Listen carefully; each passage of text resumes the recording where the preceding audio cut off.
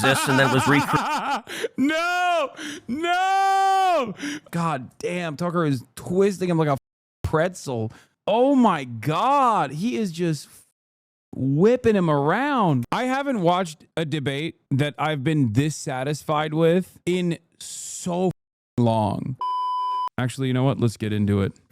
Senator, thank you very much for spending the time. God damn, it's loud as hell. Time to have this conversation. It's good to be with you. So you've come out for regime change in Iran, as distinct just from taking out the nuclear sites. What does regime change look like in Iran? Somebody else in charge. How do you get there? Look, that ultimately has to be a popular uprising from the people. And it's not a complicated question. Is America better off with a country that has a leader who hates us and want to kill us? Ulan Husiler ayağında terlik ağızda otla dumur etti bu Suudileri hala biz daha powerful'uz diyorlar. Amına kodumun Siyonist köpeği. Evet. Doğru. Adamlar çocuk bile öldüremiyorlar İsrail gibi. Deniyorlar ama öldüremiyorlar yeterince. Düşün. Ondan sonra diyor ki biz en büyük, en güçlü ordumuz bizim. Wants to kill us, or to have a country with a leader who likes us and wants to be friends with us. And definitely the latter's better. Of course. Yeah. And so that's not a complicated statement.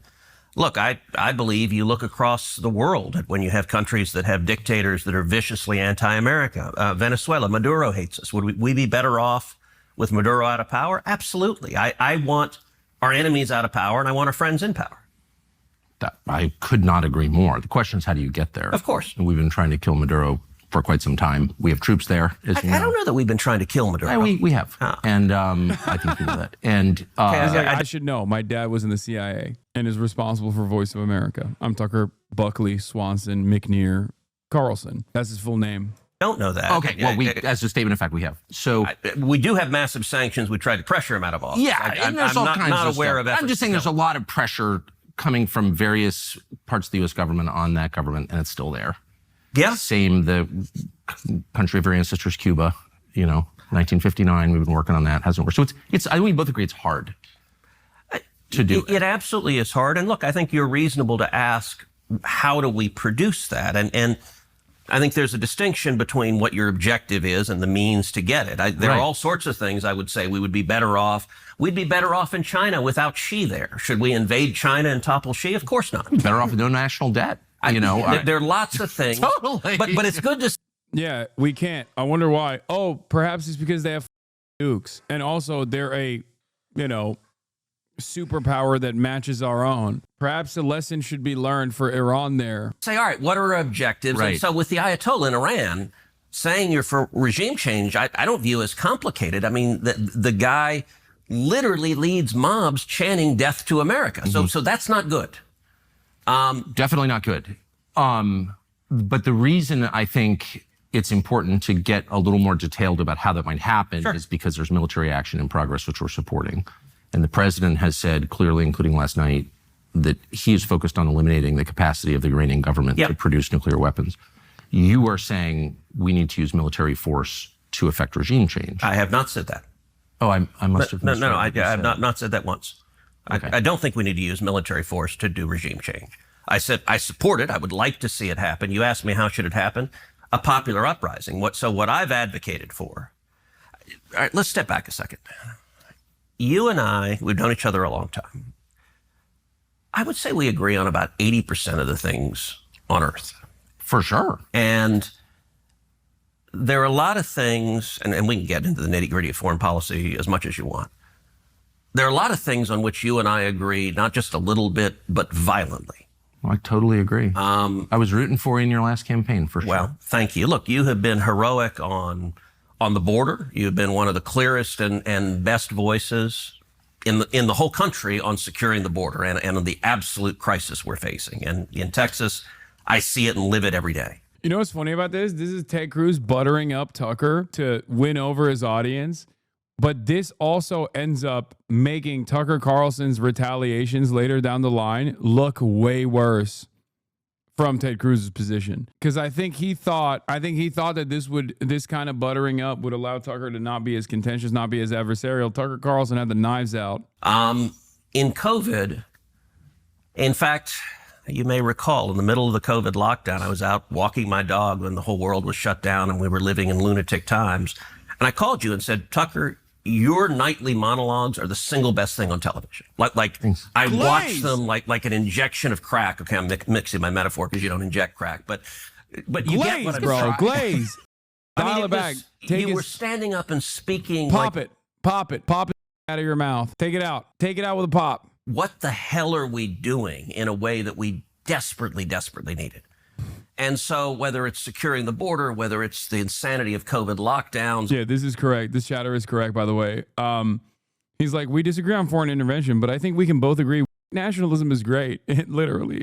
Also, COVID was phony. It was a hoax, right? Remember the good old days when we were in agreement. Vaccine mandates, whether it is the Second Amendment or the First Amendment. You and I agree on a ton of stuff. The 20% where we disagree, I do think is meaningful. And it's mostly in the foreign policy space. And what I would say, if you'll allow me to get a little theoretical, and then I'm happy to get specific. Yes. For a long time, people had perceived two different poles of Republican foreign policy. There have been interventionists, and those have been people like John McCain and Lindsey Graham and George W. Bush. And there have been isolationists. And the most prominent of those have been Ron Paul and Rand Paul, and there are others. And people perceive those are the two choices. You got to be one or the other. I've always thought both were wrong. I don't agree with either one. The way I view my own foreign policy. I'm with you, by the way, for whatever it's worth. Yeah. I agree with you. Okay, good. I don't know who set up that binary, but there are lots of choices, actually. I mean, people sort of naturally fall into, I think they want to classify people, and they're like, okay, you're one or the other. And you got to be all or nothing. And the interventionists, it seems, have never seen a country they didn't want to invade, and that doesn't make any sense to me. And the isolationists, I think, don't take the threats to America seriously, and I think that's naive and it doesn't work. And so my view, I consider myself a third point on the triangle. And what I describe that as is that I am a non-interventionist hawk, which sounds a little weird, but what do I mean by that? Oh, my God. I mean, the central touch point for U.S. foreign policy and for any question of military intervention should is the extraction of natural resources and the complete and utter humiliating domination of the global South so that we can continue abusing and abusing them for cheap and reliable labor, right? That's what he's going to say, I think. Be the vital national security interest of the United States. By the way, this is the same, like, liberal speak. This is soy speak, for the record. What he's trying to do is basically do what the Democrats do all the time. How does this make America safer? How does this protect Americans? If it does, we should be strong. And actually, another way of conceiving what I'm saying, I'm speaking theoretically, but Reagan referred to it as peace through strength. And actually, I think Donald Trump's foreign policy is very much what I'm describing, a non-interventionist hawk, where yeah, famously non-interventionist Ronald Reagan. He understands that, and I think this is historically true, the best way to avoid war is being strong. That weakness and isolationism, I think, encourages war. So going back to regime change, where you started in Iran. Just to make, I don't think I disagree with anything you've said, so we may not be that far apart, really, because you said that the single criterion for making decisions about America's foreign policy is America's national interest. Yes. That's it. Yeah. Which is also America first. That's another way of putting that as well. I think it's the definition of it. Yeah. It's hardly breaking news. The U.S. dollar has been grave. Oh, get the fuck out of here. Listen. Today. The question is, are we watching that now? So I think we are. And from what you've said publicly, I think on Iran in particular, you and I disagree. And all right, let me contrast it when Obama was president. When Obama was president, you remember he talked about wanting to have military action against Syria. Mm-hmm. And at the time, I tried to keep an open mind to it. I said, okay, let me listen to the commander-in-chief, describe to me how this is in America's interest and what your plan is. And Bashar Assad was a bad guy. He was killing his own citizens, and he had chemical weapons that were very dangerous. I could conceive of a commander-in-chief laying out a plan for, okay, we're going to go in and say, grab the chemical weapons and leave. Like I could see that if there was a real threat to America and there was a plan to prevent that, I could see supporting that. So I wanted to hear what he had to say. And I listened both in classified briefings and public questioning. And number one, their public defense of it was incoherent. So John Kerry said, we're going to engage in an unbelievably small strike. I think that's a quote. I'm like, okay, and to do what? At the time, there were 9 major rebel Islamic groups in Syria. I'm like, okay, I agree, Bashar Assad's a bad guy. You topple him. And one of the 9 other groups takes over. 7 of them were affiliated with radical Islamic terrorism. You had Al-Qaeda and Al-Nusra. I'm like, wait, how is it better to... Yeah, good thing. Good thing those guys aren't in charge in Syria. Another spectacular W for American foreign policy. Ted Cruz, are you oblivious to what's going on? He's like, oh man, it'd be a real shame if Al-Nusra took over Syria. I mean, those are radical Islamists. Have lunatics who hate us in charge. Assad's a bad guy, but I don't want worse guys in charge. Yeah, we also were arming every single faction. Obama administration couldn't give an answer to that. And ultimately, when you press them, John Kerry in particular, I pressed, and he would say, well, we need to defend international norms. Like, what the hell's an international norm? I don't know what it is, but I'm not interested in putting U.S. servicemen and women in harm's way to defend one. Amen. So I opposed the Syria attack and opposed it vocally. And it was interesting. Rand and I agreed. Rand's a friend of mine. But we agreed with that position for different reasons. What I was asking is I think the question we should ask, how does this make America safer? The Obama administration couldn't give me an answer, so I opposed it. I think Iran is very different. Let me ask what you think of how Syria wound up, because Bashar al-Assad now lives in Moscow. Yeah. He was taken out by our allies, and he's been replaced by a radical Islamist who was affiliated with ISIS. So is that a win or no? Unclear. Look, Syria's a mess, so I've consistently opposed. But we had a secular leader. Yeah. Also, what is intervention in the mind of an American senator? Because, like, to say that intervention only comes in the form of direct strikes on Syria is insane. Syria is one of the most intervened nations. It was so intervened. It's like that meme of you know, the American Special Forces doing a strike, sending a strike team into a cartel territory and then ending up killing DEA agents. It's like the CIA and DEA fighting against the American Special Forces. That's basically Syria.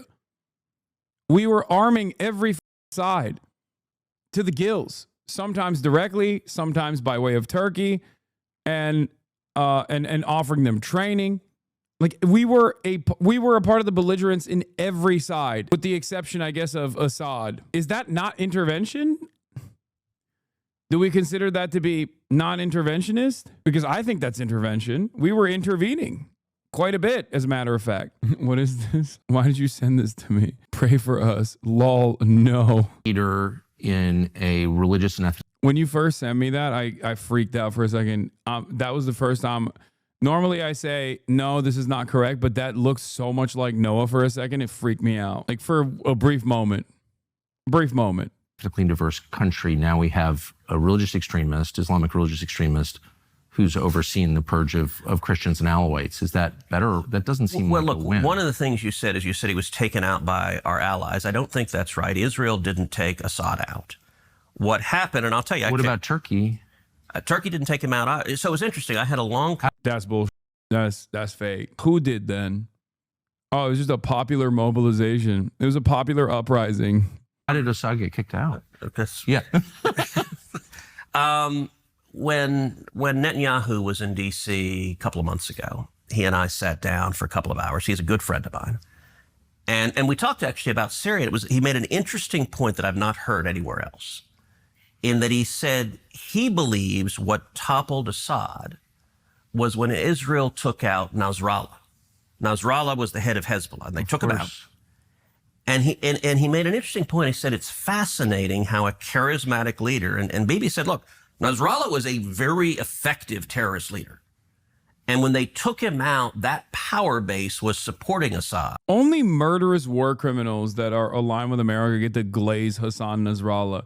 When I say something that is factually accurate, like he is charismatic and also was incredibly well-read and a solid tactician, everybody turns around and is like, you're glazing, you're glazing, you're glazing, you're glazing. But when Benjamin Netanyahu is a far greater evil, all of a sudden, when he says that, everyone's like, nah, that makes sense. He's just showing respect. And that ultimately, in Bibi's analysis, removed the support from Assad and toppled him. But they weren't trying to take out Assad. My view now, I don't know. So you don't think that, and I don't, it is very confusing, and I don't know that anyone really knows all the details, but you don't think that Israel or Turkey, our NATO ally Turkey... Works the other way around, too. You can praise Trump and no one will bat an eye. Did you just make a comparison to Donald Trump? Are you insane? Do you think you can go to jail if you say, I like Donald Trump as president anywhere around the planet, even in Iran? There are places around the planet where you could literally go to jail for saying you like Hassan Nasrallah. Like saying anything remotely positive about Hassan Nasrallah. He played any role in toppling Assad? I don't know. I don't know that they did. Look, my understanding of that, they clearly took out Nasrallah and Hezbollah. They've decimated. You support terrorists over Israel. Isn't Israel justified to attack Iran? No. And you support terrorists over the arch terrorists is a funny way to say this. Israel is the greatest terrorist in the region. America is the greatest terrorist around the planet. Israel is the second greatest terrorist, you know, in direct correspondence with the greatest terrorist, America. Hezbollah, but Hezbollah is waging war on them. So decimating Hezbollah was very good for Israel and very good for America, too. I mean, Hezbollah hated us. I would put Assad in the category of an unintended consequence, and whether it's good or bad, I don't know. I think time will tell. For the United States. Yeah, for the United States. I think time will tell the new leadership there. You're right to be concerned. Let me step back and let's talk regime change generally. I mentioned Syria. I also opposed the Iraq started pushing back, and this floundering war. I think the Iraq war was a serious mistake. And we have a pattern, and going back to this binary of the interventionist and the isolationist. The interventionists advocate over and over again, there's a bad guy, there's a dictator who's doing bad things to his people, and they say, let's go topple him. And you have dictators in the Middle East who are killing radical Islamic terrorists. We come in and topple them. The radical Islamic terrorists take over, and they start killing Americans. In my view, how the heck does that help us? Like, Saddam Hussein was a horrible human being. He murdered and tortured people. Unequivocally bad guy. But it got much worse after we toppled him. It's pretty funny to say this because, like, you could point to every American leadership and say the exact same thing. As a matter of fact, if you recognize that, then you understand why people on that side of the world will constantly say to America, okay? If you want to understand why people over there say death to America, this is the reason. And you ended up having ISIS rise up. I mean, that was the cause of ISIS, was toppling Saddam Hussein. Same thing in Libya. You had Gaddafi, another horrible guy, that under Obama, we toppled him. And you ended up having radical Islamic warlords taking over. And so, and it's the question I asked in Syria. Okay, well, what's the plan? And how is this good or bad for the United States? And so I don't think... With Iran, I view Iran as very different from Iraq. But up to that point, you say we disagree. I don't hear really anything. I'm not quite sure what happened in Syria, but I don't know. So, right. But other than that, I don't hear anything I disagree with at all. Yeah. Sounds like we're in a complete agreement. I wonder, though, is there a successful regime change that the United States supported that you're aware of in the last 100 years?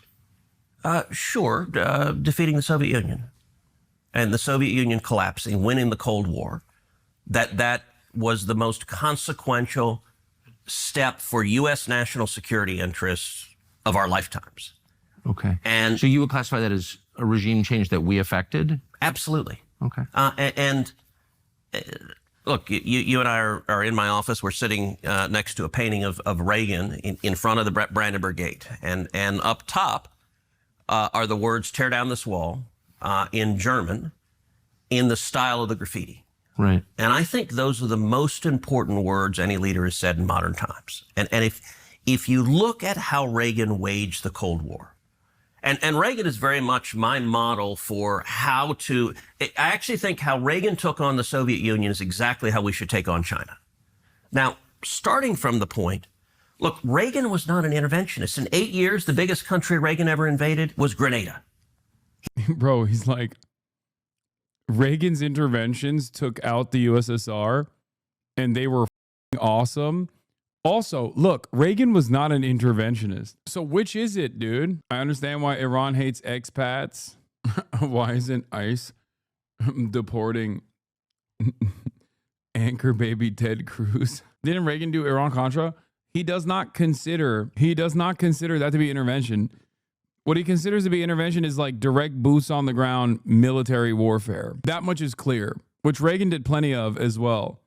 But also, a lot of covert operations took place under the watchful gaze of George H.W. Bush. When he says Reagan was a non-interventionist, I think he means like we need more sophisticated. We need more sophisticated ops. He was very reluctant to use U.S. military force. He didn't respond after the 83 barracks bombings. You're right. Yeah, he made the judgment that the risk exceeded the benefits. And that's a very rational decision to make. And it's reflected. Trump has made those same decisions where he is willing to use military force, but he very much asks, okay, is this good or bad for America? Does this endanger U.S. servicemen and women or not?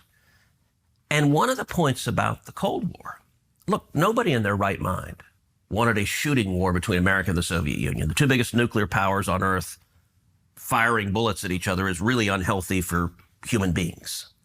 Same thing is true with China. Nobody with any sense says, hey, let's go to war with China. That's really dumb. Dude, you just said it. Dude, he is contradicting himself non-stop. He's like, Reagan was not interventionist. His interventions took out the USSR. Well, nobody should go to war with China. We should actually take out China in the same way that we did USSR through a sequence of interventions during the Cold War. We should do a Cold War with China. Yeah, here is non-interventionist Ronald McDonald Reagan. These are the wonderful men he called he compared to the founding fathers. And a whole lot of people could die. But the Cold War showed we've got lots of tools short of sending the Marines to fight against a regime. And one of the most important tools is the bully pulpit. And so when I say I support regime change, I actually think just simply laying out what the Ayatollah does. And so I spend a lot of time, I speak to Iranian dissident groups. I speak out against human rights abuses. I think shining a light on the depravity of leaders is a really powerful tool that America has. Should we limit our activity to that? It depends. Again, because the U.S. government pays opposition groups, militarized opposition groups in Iran to overthrow the government. We've done it in a lot of different places, as you know. I'm not saying it's bad, but that's very different from what you're describing. You're saying we're making a moral case, as we did for 7 years with the Soviets. Our system works, yours doesn't. Yep. And I think we made a credible case for that, and we beat them over 70 years economically. And that was a huge part of it. Right. I think everyone would agree that was the main part of it. We didn't beat them in Vietnam or North Korea. The main part of it, but it was tied to a military buildup. So I think it was two things. It was one, the clarity. So Reagan came in and he described the Soviet Union as an evil empire. Right. And dude, what a silly assessment. Yeah, Ronald Reagan was a grade A yapper. Gay. That's how he did it. He had the gift of gab and he just yapped about, and that's how he was able to topple the USSR. Yeah, that's what it is. It's not like any of these covert ops, not the things that you're talking about right now that you're trying to do unsuccessfully in Iran. Okay? He literally just said, I talk to dissident groups, Iranian dissident groups all the time. Well, what do you mean? Like, that's not an organic formation. The moment that you are involved in their activities, it turns into intervention. The difference here is, I guess, what Ted Cruz is trying to say is he considers covert operations and like destabilization operations, regime change, arming dissident groups and different factions, beefing up sectarian infighting, things like that are not considered intervention, which I obviously disagree with. That's so stupid. Of course it's intervention. I guess, the difference now is America doesn't have the same motion that it once did. All of the intelligentsia in D.C., all the Democrats, all the media, they're like, what a horrible thing to say. You can't say that. Reagan went to the United Kingdom and he said, Marxism, Leninism will end up on the ash heap of history. People were horrified. They asked him, all right, what's your strategy in the Cold War? He said, very simple. We win, they lose. And that was all viewed as sort of a Philistine simplicity. And I think it was exactly right. And laying that out, speaking, do you know the backstory behind the Berlin Wall speech? Yeah, I do. Yes. You probably know Peter Robinson, who was the speechwriter. Yes. So 3 times the State Department deleted those words from that speech. And 3 times Reagan wrote it back. And the State Department argued, they said, Mr. President, you can't say this. This is too bellicose. This is too provocative. And my favorite, they said, this is too unrealistic. The Berlin Wall will stand till the end of time. And Reagan said, look, this is the whole point of the speech. And less than 3 years after Reagan gave that speech, the Berlin Wall was torn to the ground. And it wasn't knocked down by American Army tanks. We didn't shoot missiles at it.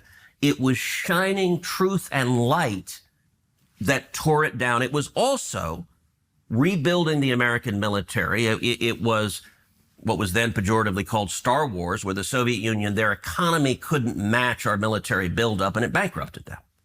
That's an example of peace through strength. I wonder, is there anybody who was alive in 1989 who wouldn't trade that America for the one we live in now? There's not one person, I don't think. Oh, sure. But just the basic metrics, debt, suicide rate, life expectancy, I wonder why after that victory, America didn't thrive in the way that we thought that it would, that I thought that it would. My family was involved in that. We were very focused on it in my house. We won. And I wonder 2 things. Why didn't the United States kind of declare victory and make some sort of arrangement with Russia that allowed mutual prosperity rather than continuing a Cold War? And second, I wonder why the United States didn't get a lot better. Why don't we have better infrastructure? Why don't we have fewer homeless? Why do we have all these drugs? If we won, why does our country look like this? I walked across from Union Station this morning, as you do, I'm sure, every day. And all those people lying in this. Yes, his family was involved in that. His dad is CIA. His dad is literally CIA. Baba kapatmayı unutma o şeyi. Duvardakini. The street and sleeping outside. It's what is that? We're sorry to say it, but this is not a very safe country. People .com. Look, there's no doubt there are really dangerous forces in our society. Okay. Some of it is politics and some of it is culture. And one of the mistakes people make in politics is thinking everything is politics. So the political answer, which I happen to believe, is we went much further down the road of liberalism. You look at Bill Clinton, who inherited the peace dividend of the Cold War being over and moved us more to the left, and then Obama accelerated it a lot. So there are lots of bad economic policies, but I also think they're cultural things. The loss of faith, I agree with all of family. That. I know what you're going to say, and I agree 100%. I bet there's not one word that I would disagree with. All I'm saying is, I think it's important to step back and ask. But I actually think Russia has very little to do with it. So, well, that's kind of the point that I'm trying to make, which is, we're all sort of focused on beating our adversaries abroad, but what is victory worth if our own country becomes what it is now? And maybe we're spending a little too much time focused abroad and not enough time focused on the people sleeping outside Union Station. So, look, I absolutely think we need to focus at home emphatically, and we need to focus on prosperity. We need to focus on reducing the debt, reducing spending, empowering people, low taxes, small businesses. American free enterprise. It's the most powerful force for fighting poverty the world has ever seen. I'm 1,000% there. Oh, my fucking Lord. I also recognize it is a dangerous world. And part of the responsibility of leaders, part of President Trump's responsibility, is to keep America safe. Let's go back to where we started. But can I ask, you've been in the district a long time in D.C., so have I. And the city's way more dangerous, and Congress runs this city. No, it's a complete crap hole. So I'm saying, no Iranian's ever going to kill me, but I could get carjacked here. And I just don't understand how the Congress could run this city and focus on the dangers of Iran when the city is like garbage. It's garbage. But Congress doesn't run the city. We could. Congress does run the city. It's in the Constitution. It's in the Constitution, but they've given home rule, so it's a Democrat mayor who runs it. You control the Congress. I'd vote for it, but it is a question of math. Okay, but I'm just saying, like, why? How can people ignore? It's like if my own kids are drug addicts, but I'm focused on my neighbor's kids. It's like I'm neglecting my own kids, and there's a sense in which the Congress is neglecting the country that elected them in favor of this relentless focus on other people's problems. That's the way it feels as an American. Look, there are lots of problems in America that we need to fix. Why is D.C. a pit? Because you have a mayor and a Democrat city council that won't let police officers arrest bad guys. And in every city you see across the country, whether it's New York, whether it's Chicago, whether it's L.A., whether it's San Francisco, if you have Democrats, we see the L.A. riots where they won't let people be arrested. All right. Then why not work in regime change here? Why not use the bully pulpit? I do. What do you think I do every day? And I never see a Republican senator stand up and say, I just walked to work this morning over people dying of drug ODs. We're going to shut this place down unless they fix it. They're mad about Putin. Like, what did Putin do to Washington? Nothing. Look, in terms of regime change, let's talk this week. The riots in L.A., I've made very clear that the cause of those riots are Gavin Newsom and Karen Bass. And when you elect communists who hate America, who stop law...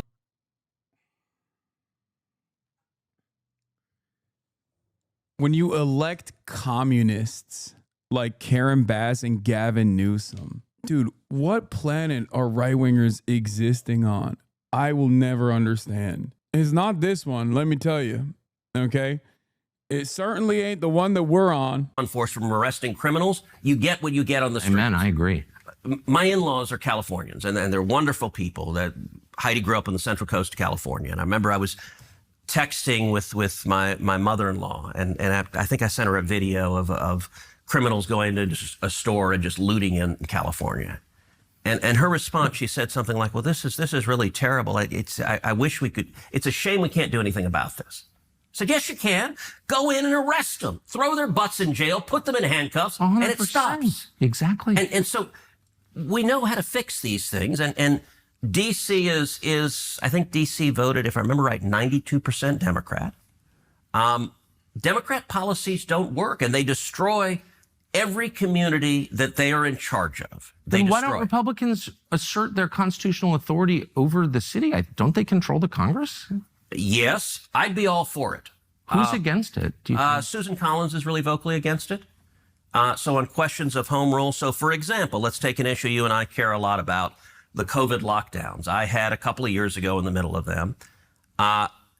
D.C. was proposing, the D.C. school district was proposing throwing out of school any child that was not vaccinated. And at the time, if I remember correctly, it was something like 40% of the African-American students in D.C. were not vaccinated. So they were talking about literally throwing out 40% of the kids at public school. And so I had a vote on the Senate floor to say, look, they can't throw kids out of school for this. And we ended up having a big... By the way, we interrupt this broadcast because here is footage from a ship that was apparently staffed by Indian personnel of the latest Iranian missile salvo against Israel. The footage appears to show impacts in the distance, although it was claimed that all missiles were intercepted. So remember, when the Israeli government says that all of the missiles are being intercepted, they're f***ing, okay? That's one. Oh my God! ये क्या हो रहा है भाई? I think that might have been 2, 3, 4. I don't know if this is from a couple nights ago or from last night, but they constantly it could be from a couple nights ago. But when Israel says missiles are being intercepted, a fresh angle of the Israel-Iran conflict is served as captured by an Indian merchant navy ship, providing rare and unprecedented visuals from the high seas. But yeah, I mean, Israel is definitely, that I think that's from last night, the Indian ship. They are conscious while manufacturing these lies, or they believe what they're saying. No, when Israel says, oh, we're intercepting all the missiles, and when they say, oh, we're intercepting all the missiles and you know, none of them are hitting their targets at all, that you should apply a healthy dose of scrutiny to statements such as that one. The argument, and part of the argument was home rule, where there was, and Susan was the most vocal Republican that's like, no, we have to let DC run. And I'm like, why? Constitution gives us the power to do it. And it ended up, by the way, every single Democrat, all of them, voted in favor of the DC public schools being able to throw out 40% of the black kids from school.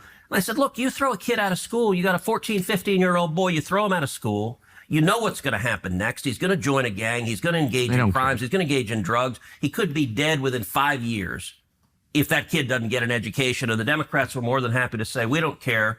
Right now, our religion is get the vaccine or to hell with you. But can you see, I mean, once again, I couldn't agree with you more, but can you feel the frustration of people, including your voters, every American, at the emphasis on foreign countries and the threat we supposedly face, a lot of which is fake, obviously, over. Could the death toll be much higher than Israel was saying? No, I don't think so. If anything, they would say the death toll is higher than it actually is, if given the opportunity. No, I no way. The Israeli military censor does actually hold back on releasing IDF soldiers when they die, but they still always end up releasing that information. Remember, the Israeli government still operates to a certain degree with supremacist values. And at the heart of that supremacist ideology is having to not lie about its own citizens that die. Are you excluding military bases from the death toll? I'm saying that I'm saying that they would, if anything, not hide how many civilians die, because then they can beef up the victimhood narrative. What was on this anti-Semitic? Slow down. Yeah, I know. Saying that the religious ethno-state has a supremacist fascist values, is deeply anti-Semitic. But I would say that even with like Israeli occupying forces that take damage, like there was a dude that just died. There was another 20-year-old that just got smoked. Oftentimes they'll hold that information for a couple days and then release it after the fact, but they will always release it. A 28-year-old soldier got smoked in Gaza. I don't know why you guys are throwing Sages up. The kind of slowly unfolding tragedy of what's happening to our country. The dollars spent, the aid packages to Ukraine to pay the retirement of civil servants in a country that we have nothing to do with. The endless support for Israel, very expensive, when people are literally buying groceries on credit in the United States. Can you feel like it's nothing against Ukraine or Israel or any other country? All right, let's stop. You said the support for Israel, very expensive. How much support do we give to Israel? Well, you tell me, you vote for it. Yeah, it's about $3 billion a year is the military system. $300 billion in the past 80 years, and a severe increase under the Biden administration that has only continued under the Trump administration. The United States government actually is responsible for 70% of all of Israel's offensive and defensive capabilities. 70%. $300 billion since the inception of the state. And I think Biden's package was around like 18 billion, and Trump is slated to hit another 18 billion. A huge lie? What do you mean? Disagree. A huge lie. Are you talking to Ted Cruz or me? Israel also has safety nets that Americans don't have, and part of that is because they don't have to waste money on defending themselves and also blowing up everyone else around in the process. It's fantastic. Wonderful that they get to have social safety nets, but we don't. Obama gave a $30 billion defense package to Israel to replenish the Iron Dome and Israeli defenses. That was a 10-year defense contract. It was $3 billion per year. That's probably the reason why Ted Cruz is saying we give him $3 billion a year.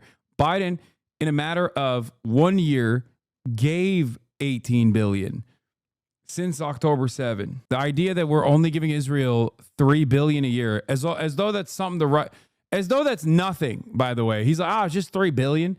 You know how many problems you could solve with $3 billion? You asshole. How many problems you could solve? Yeah, here it is. We aren't asking you to fight our war for us, he says, as the U.S. bankrolls the exact war he's talking about. The U.S. has given Israel over $250 billion in military aid. That's why it's such a joke when Elon Musk is like, we're going to cut these, we're going to cut government spending. We're going to cut government spending. Yeah, okay. Stop giving aid to Israel. Yeah, look, guys, chill. Guys, chill. We aren't asking you to fight our war for us. Look what we're getting done all on our own. This is why, like, the entitlement and the arrogance from pro-Israel writers is so annoying. Here is the, yeah. From Iron Dome to F-15s, U.S. provides 70% of Israel's war costs. A report by Brown University's Wasson Institute reveals that since the beginning of the war, the U.S. has spent more than $22 billion on military aid to Israel, from weapons and equipment to the deployment of aircraft carriers. Israel receives more U.S. military aid than any other country and is uniquely able to use that funding to spend on domestic goods. Israel finds it easy to engage in and expand endless wars because some other suckers are always picking up the tab. We Americans are the suckers. America first to get the bill. By the way, this article is from 10/27/2024. 10/27/2024, 1 year into the post-October 7 genocide that Israel unleashed. It's more, the total U.S. military support under Biden since October 2023 is approximately 50 to 55 billion. I think that also factors in the aircraft carriers and stuff like that. Quite anti-Semitic that we're not giving them $1 trillion, I think. $1 trillion a year. It's really anti-Semitic that it's not more. Everyone needs to stop being so anti-Semitic right now. Everybody stop being anti-Semitic now. Is that the only assistance? Yeah, we just have military assistance. Israel does not have additional assistance. There's an MOU, a memorandum of understanding, and it's $3 billion a year. So what is it costing to support the bombing campaign to protect Israel right now from Iran? So I don't know right now, but I'll tell you this. Let's. No, Obama cut them a 30 billion check, not a 50 billion check on the way go back out. to the touchstone on foreign policy. American interest. Our support. Oh. Wait, ask the direct question. How much is it costing us to defend them right now? He goes, well, let me tell you something, okay? It's about American interest. It's about American interest. Lying, by the way. It's not 3 billion. That was just a straight up lie. Right now from Iran. So I don't know right now, but I'll tell you this. Let's go back to the touchstone on foreign policy. American interest. Our support, our military support for Israel is massively in America's national security interest. What does it and cost? It benefits us enormously. Well, before we can make independent judgments about whether or not that's true, and I'm certainly open to it, I think we need to know what it costs. So what's the annual cost of defending Israel? Do you know? $3 billion a year. No, Last that's week, the aid. But I mean, the cost of the weapons, for example, the cost of U.S. personnel there, the cost of moving ships to the region, which we're doing right now, the cost of moving tankers to the region, all of that. Do we know what the cost is? So look, the last week, I don't know. And there's some lag when the administration, under the Constitution, the commander-in-chief has control of the armed forces. And so President Trump has made some decisions that we'll know the cost over time, but I don't know the last week. I don't have visibility on that. Here is Counsel for Foreign Relations, okay? While Ted Cruz is just yapping and being like, I don't know. It's like, bro, you're signing off on it. You don't know? I thought you were a penny pincher. I thought you wanted small government. I thought you wanted to cut wasteful spending. And you don't know? You don't know how much money we're giving? Okay, here's the Council of Foreign Relations. Okay, Israel is, of course, the largest recipient of cumulative aid. Total aid from fiscal years 1946 to 2024, with constant U.S. dollars from 2022 adjusted to 2022 levels of inflation. Okay, the economic aid is at 80 billion total, and the military aid is 228 billion. Okay, so it's 320 billion adjusted to 2022 US dollars. Now you might notice that other countries have also a lot of economic and cumulative military aid as well. Some of those countries are a part of NATO, like Turkey.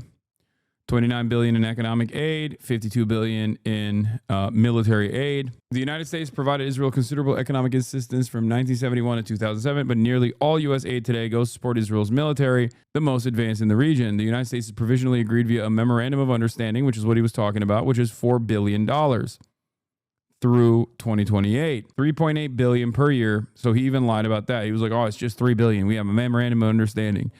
Since the start of Israel's war with Hamas on October 7, the United States has enacted legislation providing at least 12.5 billion in direct military aid to Israel, which includes a $3.8 billion from a bill in March 2024 and $8.7 billion from a supplemental Appropriations Act in April 2024. That was branded.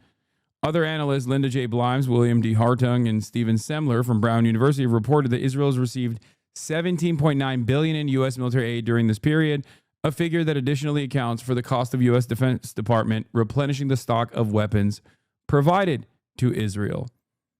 Okay, there are blips in U.S. military aid, 1974, 1976, 1979, and then additional blips in 2000, and then also 2003. But this is a whopping preliminary amount for the fiscal year of 2024. That number increased, by the way. This is an older analysis. This is from November 13th, 2024. Okay, there have been months and months of additional aid to Israel as well, including the missiles that we send so that Israel can have defense. I would even factor in Egypt and I guess this doesn't like showcase Saudi Arabia or Jordan in this, but Jordan, Egypt, the weapons that we give to those countries, they also factor into aid against Israel, or aid for Israel, Egypt especially. The reason why I say Egypt is a vassal state, when you see, for example, images, when you see images of Egyptian police apprehending people that are trying to do a peaceful march to the Rafah border, and dumb Zionist accounts are like, look, the Egyptians have had it with these stupid Western leftists. This is the reason. This is why, because it's a vassal state. Okay. Most of the aid, approximately 3.3 billion a year. Oh, here it is. Saudi Arabia, 164 billion in U.S. arms sales, also in defense of Israel, for the record, just so you understand.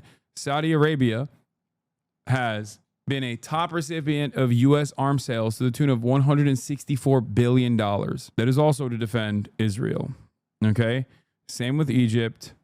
One could even make the argument for Qatar and definitely for UAE. They use it on Yemen. They use it on their, they take some of these weapons and then supply, like with the case of UAE, some of those weapons that we're supplying to the UAE, some of them that we're selling to the UAE, go directly into the hands of the Rapid Support Forces in Sudan. Okay? You know how like stupid, dumb genocide defenders will be like, why do you not care about Sudan? Well, there it is. Okay? Here's the mention of Sudan. Another genocide being conducted by America and American allies. Okay. Additionally, 500 million a year is slated for Israeli and joint U.S.-Israeli missile defense programs, in which the two countries collaborate on the research, development, and production of these systems used by Israel, including the Iron Dome, David Sling, and Arrow 2. Iron Dome was solely developed by Israel, but the United States has been a production partner since 2014. For instance, the U.S. military contractor Raytheon manufactures the Tamir interceptor missiles for Israel's Iron Dome at its facilities in Arizona. Are there any conditions or restrictions attached to the aid? Transfer U.S. military equipment to Israel, as to other foreign governments, are subject to relevant U.S. and international laws, would be something I would say if I was a stupid person. Because, no, of course we don't have any conditions or restrictions attached to the aid and the weapons that we send to Israel. That much is clear from the previous government and also the current one. As a matter of fact, I wouldn't say that we have any restrictions for any weapons that we sell to any of these other countries, considering that Saudi Arabia is the largest recipient of U.S. arms sales, and those weapons ended up in the hands of literal al-Qaeda militants in Yemen. I will repeat that one more time. The weapons that Donald Trump was selling to Saudi Arabia so that they can use those weapons in Yemen were ending up in the hands of al-Qaeda militants. How did that happen? Nicholas Fuentes, Tucker Carlson, and Hasan are coming out of the woodwork for great reporting at the moment. Not a white nationalist or anti-Semite. Are you being for real? You just described a white nationalist anti-Semite and a white nationalist anti-Semite and then me. Is this your way of being like, you're just like Tucker Carlson and Nicholas Fuentes? Is that what you're saying? People can cynically Well, one, people can genuinely arrive at this position on their own as well. Not saying that Nicholas Fuentes or Tucker Carlson did, but people can also cynically showcase the American intervention because they hate Israel, because Israel is a Jewish state. I don't believe Israel is a Jewish state. I don't believe that there is such a thing as an ethno-state that should exist. I don't think that Israel has a legal right to exist as an ethno-state or an apartheid doing a genocide. I don't consider them anti-Semitic. You don't consider Nicholas Fuentes, who denies the Holocaust, to be anti-Semitic? Are you stupid? Is a Holocaust denier. That is like the maximum position of anti-Semitism. I don't know how more anti-Semitic you can get. No, your reporting is insanely different. You clearly are not an anti-Semite, just strongly anti-Israel. He just had a Middle Eastern history breakdown I liked a couple days ago. Explained that Iran needs to bomb the nuke to keep up with Israelis' insane colonization and hegemony in the Middle East. Don't get duped by people who are clearly anti-Semitic just because they can present themselves as honest brokers in this process. If you hate people who support Israel right now, why the would you ever hand it to people who support Israel-style activities in Nazi Germany against Jews? My hatred for Israel's conduct stems from my anti-fascist position. There is no group of people that I think deserve what Israel is putting the Palestinians through, and there is no group of people that deserves what the Germans put Jews and many other groups through during the Holocaust. Those people, on the other hand, are inconsistent. Let's get back to the interview. The annual cost is $3 billion. It's a 10-year memorandum of understanding, and that's the principal driver of the cost. But let me make a point. We get massive benefits from Israel. Israel shares the Mossad is one of the best intelligence sources on the planet. The enemies of Israel, the people who hate Israel, they all hate us. It's almost a perfect overlap. And so if we tried to recreate, if we're just trying to defend America, we tried to recreate the national security benefits of our alliance. Bro, this is literally Joe Biden's famous take. If Israel didn't exist, we would make one. This is identical. Yet another glaringly obvious example of the uniparty position that the American politicians have with respect to Israel and with respect to American foreign policy, which Israel plays a formative role in. There it is. He is verbatim repeating the Brandon position. With Israel, it would cost, I don't know, $30 billion, $300 billion. So can you elaborate? And again, I'm going into this as someone who's always liked Israel and still does. But I also think at this point, given where we are, it's fair to ask rational questions about what the benefits are. Good. So does Mossad share all of its intelligence with us? Oh, probably not, but they share a lot. We don't share all of our intelligence with them, but we share a lot. It's a close alliance. Do they spy domestically in the United States? Oh, they probably do, and we do as well. What do you mean probably? They absolutely do. What do you mean probably? You know that they do. You know that they do. What do you mean? Oh my God. Holy friends and allies spy on each other, and I assume all of our allies spy on us. And that's okay with you? You know what? One of the things about being a conservative is that you're not naive and utopian. You don't think humans are all... Part of the reason socialism doesn't work is the mantra from each according to his abilities to each according to his needs doesn't work. As a conservative, I assume people act in their rational self-interest. So it's conservative to pay people to spy on you? It's conservative to recognize that human beings act in their own self-interest, and every one of our friends spies on us. And I'm not... Do you like it? That's my question. I'm not asking whether they have motive to do it. Of course they do. I understand that. And by the way, I'm not mad at them. But you're an American lawmaker, so I just want to know, hold on, I want to know your attitude. Yeah. You said that your guiding principle, in fact, the only principle, the only criterion... I said guiding, the overwhelming, I wouldn't say only. Is it in America's interest? Is it in America's interest for Israel to spy on us, including on the president?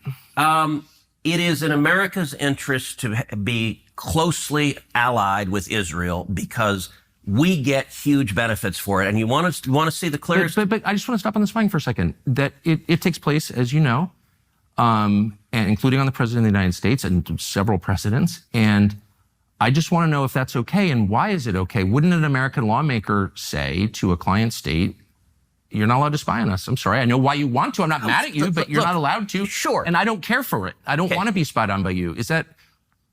it's kind of weird not to say that, but you don't seem able to say that. Sure, I would say don't spy on us. They're going to anyway. And by the way, the Brits are, the Canadians are. Like, I don't think... Well, I'm not for that at all. I think it's disgusting. But we don't actually pay their... You know, we're not their most meaningful sponsor. We're not sort of paying for the operations of the British government. So I got to say, and this is... it's weird. We're talking about isolationists, the obsession with Israel. Why is Israel... Oh, I don't think I'm obsessed with Israel. Okay, but I think a lot of people are. And like the question, Israel spies... Bro, straight up, Israel is at the heart of so many contradictions that it bricks every politician, liberal, Democrat, conservative, Republican alike. You start scratching the surface of the fealty and loyalty that American politicians demonstrate towards Israel and the allowance that the American government gives Israel to do a bunch of... And you start talking about, like, why are they allowed to be this favored client state? And they just brick. Their brain short circuits. This is perhaps the major reason as to why all of these conversations need to be stamped out before they're had. And the most effective way of doing that is by tying this back to anti-Semitism, which is ironically one of the...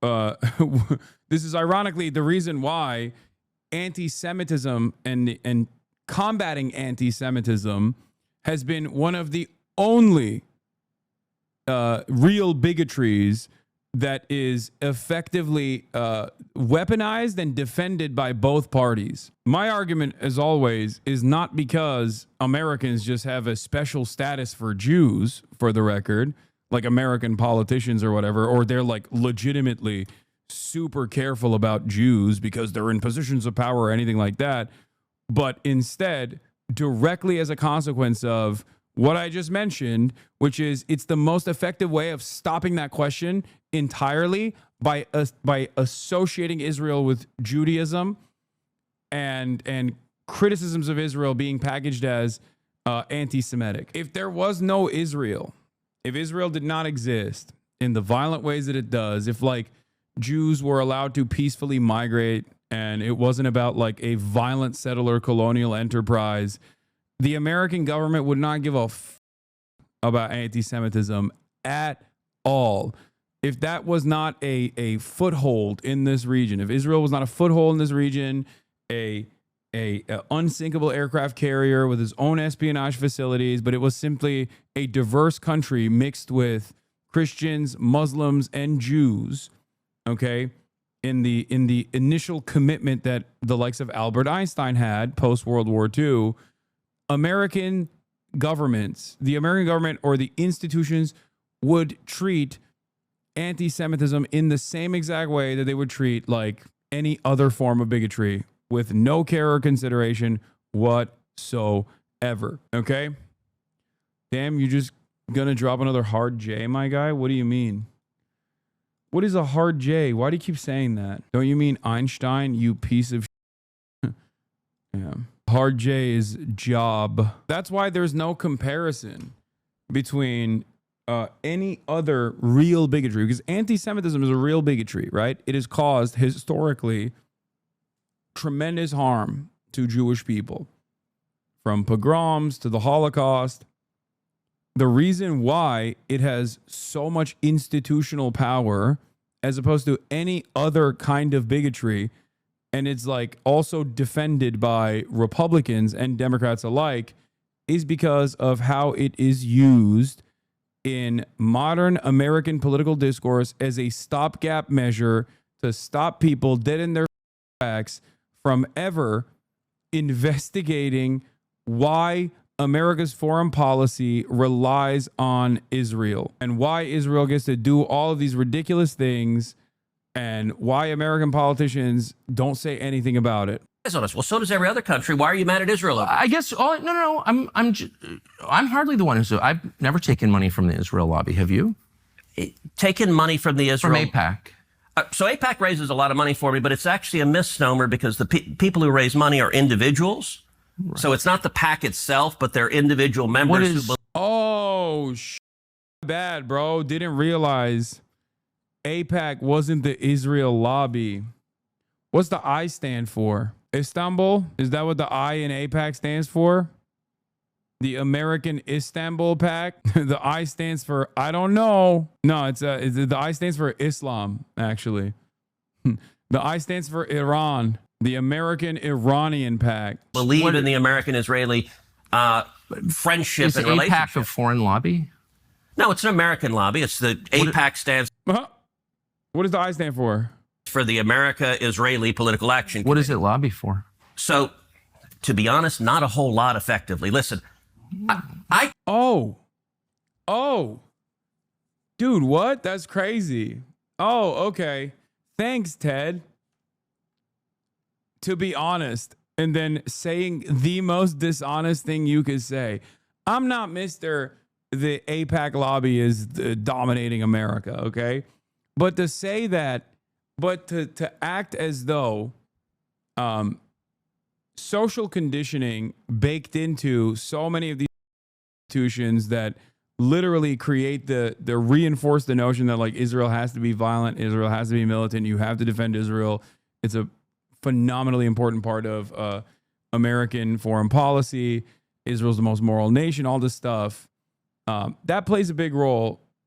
But also the notion that like AIPAC doesn't play a formative role, and they gave Ted Cruz millions of dollars for no reason other than because they thought he was hot, is so stupid. I came into Congress 13 years ago with the stated intention of being the leading defender of Israel in the United States Senate. Great. And I've worked every day to do that. AIPAC, a lot of times, AIPAC, I wish were much more effective. Like, there are folks online who are in the fever swamp of terrified of AIPAC, and AIPAC... I'm not terrified of AIPAC at all. You're the one who seems a little uncomfortable when I'm asking. No, this. not uncomfortable at all. I'm just asking what AIPAC does. My understanding, having known a lot of people who work at AIPAC, is that it lobbies on behalf of the Israeli government. Wrong. Oh, okay. America has thousands of colleges and universities, and a lot of them, unfortunately, are basically just scams. It's one of those Oh my God. Oh my God. Position. Still.com to enroll for free. When was the last time AIPAC took a position that deviated from Prime Minister Netanyahu? All the time. Name one. Okay. Let me go back and give a little history. If you want to do a deep dive on AIPAC, I don't. I want to do a shallow dive that gets... No. I want to get to the core question. AIPAC is lobbying for a foreign government. God damn it. I hate that he's the guy who gets to do this. I hate it because he is a white nationalist piece.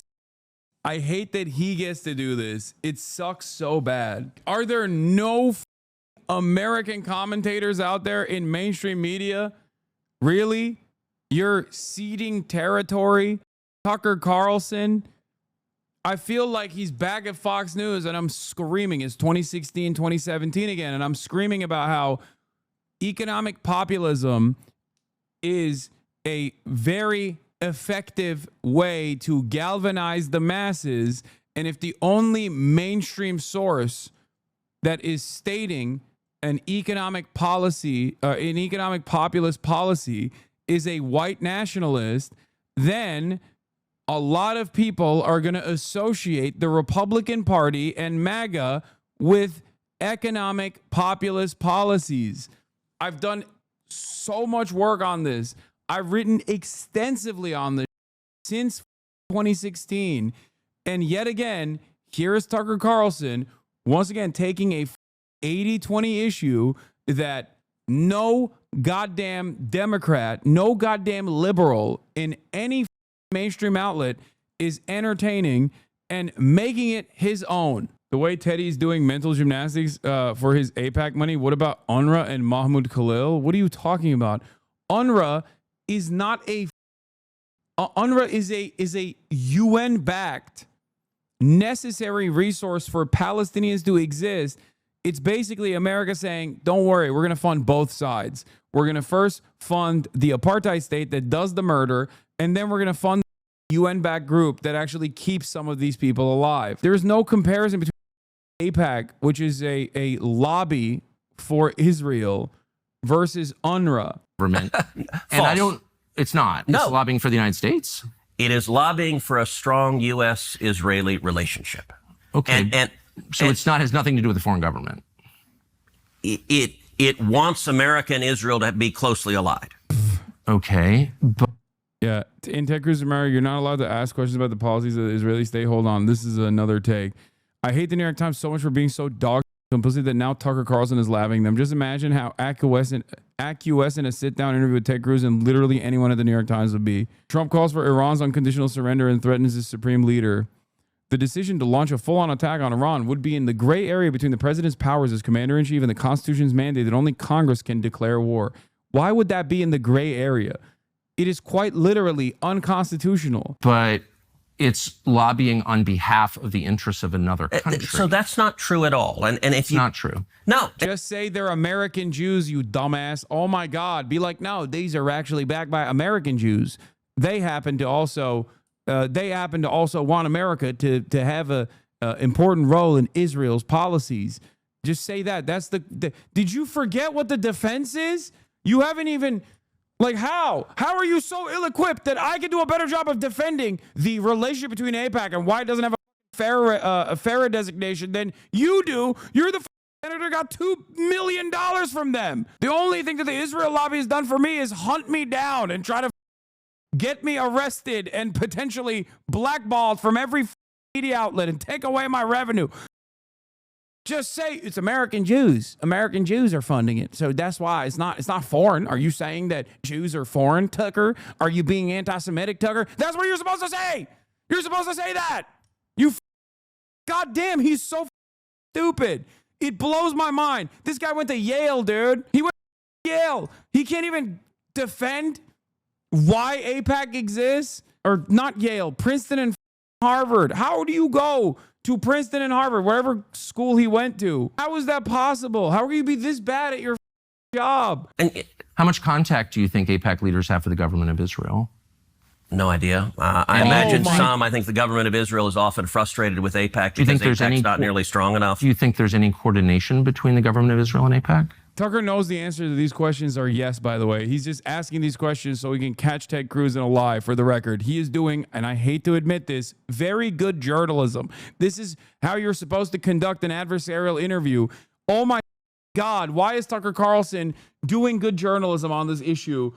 Oh my God, I hate everyone so much. I hate the American media apparatus that is so servile, that is so oh my Lord. Do they talk? Sure. If you're lobbying for more U.S.-Mexico trade, would you talk to people in the U.S. and Mexico and the government? Sure. Like if... So I'm not mad about that. There are a million countries that lobby Washington. Yeah, Netanyahu has nothing to do with AIPAC except for when he fucking addresses AIPAC's annual summit, or except when prominent figures within AIPAC that work in the organizational side of AIPAC have also worked for Israeli government positions, for example, which, by the way, is a direct violation and immediately demands that AIPAC be registered as a foreign agent. Of course, God forbid you say that. By the way, being registered as a foreign agent is not even going to stop Israel's influence here. It's just that, you know, there will be some restrictions and better documentation of what kind of lobbying efforts are implemented, but we can't even get that in this goddamn country. Washington, I like a lot of those countries, including Okay, Israel. but AIPAC are Americans. They're not Israelis. Hold on. There are tons of Americans who lobby on behalf of foreign governments. I know them. I'm related to some of them. I know how it works. I'm from here. So my question is not, is it outrageous that foreign governments lobby the United States? They all do, okay, including Israel. My only question is, why don't we admit that is what's happening? You're denying it, but it's true. Yeah, and but why because aren't what they, you're saying is false. Why aren't they registered as you're a foreign lobby? Because they're not. Tucker's like, I know there's plenty of Americans that lobby for foreign governments. I am one of them. He's like, I'm one of them. Did you not see my interview with Vladimir Putin? There's suspicion that he's also big time changed his attitude since like visiting the UAE, and apparently talks about the United Arab Emirates like all the time. Like he loves the UAE now. They're not a foreign lobby. No, they're not. And this is that there's a fever swamp. Look, It's not a fever swamp. Yeah, Ted Cruz won't say he's funded by Qatar, for the record. Ted Cruz will say he's funded by Qatar because Qatar is like the scary one. He won't say UAE. He won't say UAE because UAE is an ally. Qatar is also an ally, but at least like at least Qatar is like seen as like a scary because of their neutrality position. Swamp, these are very reasonable questions, and you've accused me of being obsessed with Israel, which I'm not. I actually haven't. I've said And of being isolationists feverish are. about it, which I'm not at all. I find it's a very tender spot when you ask it, and I don't know why. So, Tucker, all right, let's go back. I'm also funded. The Piker Broadcasting Service is funded by you, the viewers. Also, many of you are from Qatar, the glorious nation of Qatar, a nation that withstood tremendous attacks from the not-so-glorious Kingdom of Saudi Arabia and UAE in joint operations. Qatar will rise up. Qatar will defend itself. Qatar also happens to have the largest U.S. base in the region. You're overthinking it. He'll deny it just because it sounds scary. Xilax! Thank you for the 100 gifted subs. Please start saying, viewers like you. Yes, the Piker Broadcasting Service is sponsored by viewers like you and your subscriptions. Thank you. Oh, Tucker also interviewed the dude from Qatar. I forget who it was. But I was first elected to the Senate in 2012. I came in Obama's second term. And I actually saw AIPAC be badly wounded in a way they never came back from. And the second term is when Obama did the Iran nuclear deal. And the Iran nuclear deal, I think, was catastrophic. And AIPAC went all in lobbying against it. Yeah. And they failed. And I was the leading opponent of the Iran nuclear deal. Oh, I know. They definitely failed, yes. They failed. And what happened, the Obama White House told every Democrat. Hassan, as a member of Allah, I'd like to thank you for the lobbying work you've done on our behalf. Expect another check soon. Yeah. When I got here, there used to be real... It's funny because like there are a lot of people who literally believe that. It's so funny because I say these things as a joke and then it ends up in a Fox News article. Bipartisan support for Israel. That has largely disappeared. And it's the Obama nuclear deal that caused it, because the Obama White House told every Democrat, pick. You either stand with Israel or you're a Democrat and you stand with the Obama White House. And almost every single Democrat member of Congress said, I'm a Democrat first, to hell with Israel. And then I watched as AIPAC, every one of those Democrats got reelected and AIPAC did nothing about it. And it dramatically reduced AIPAC's influence. I agree. I watched it happen. And by the way, I told AIPAC, I said, look, the analogy, if the NRA was supporting a bunch of politicians and cared about the Second Amendment, and you had politicians that vote to confiscate people's guns, and the NRA turned around and raised money for the people who voted to confiscate guns, you know what? No one would ever care what they said again. So you're making the... He's saying he's a rider for Israel without the money, in the same way that many people are already pro Second Amendment unconditionally, and the NRA gives them a decent amount of money. It's not the actual lobby. He's not wrong, for the record. It's a little bit of both. But I always say this. These lobbies exist not for times of no conflict. These lobbies exist to write legislation, so oftentimes quietly, as AIPAC has, where there are anti-BDS laws in numerous states in America. But these lobbies exist in times like right now, okay? When politicians are pressured by the public to actually make democratic changes, and they choose not to because they are one, worried about like their opposition being funded, and two, they're worried about their money not coming down the line, and three, they've already developed loyalties to these lobbyists. That is the major role that AIPAC or the NRA plays. Like, for example, there have been numerous instances where, do you see what the Zoomers are cooking? Oh, I saw this one. Yes. There have been numerous instances where there were people demanding action from their politicians in terms of sensible gun control legislation.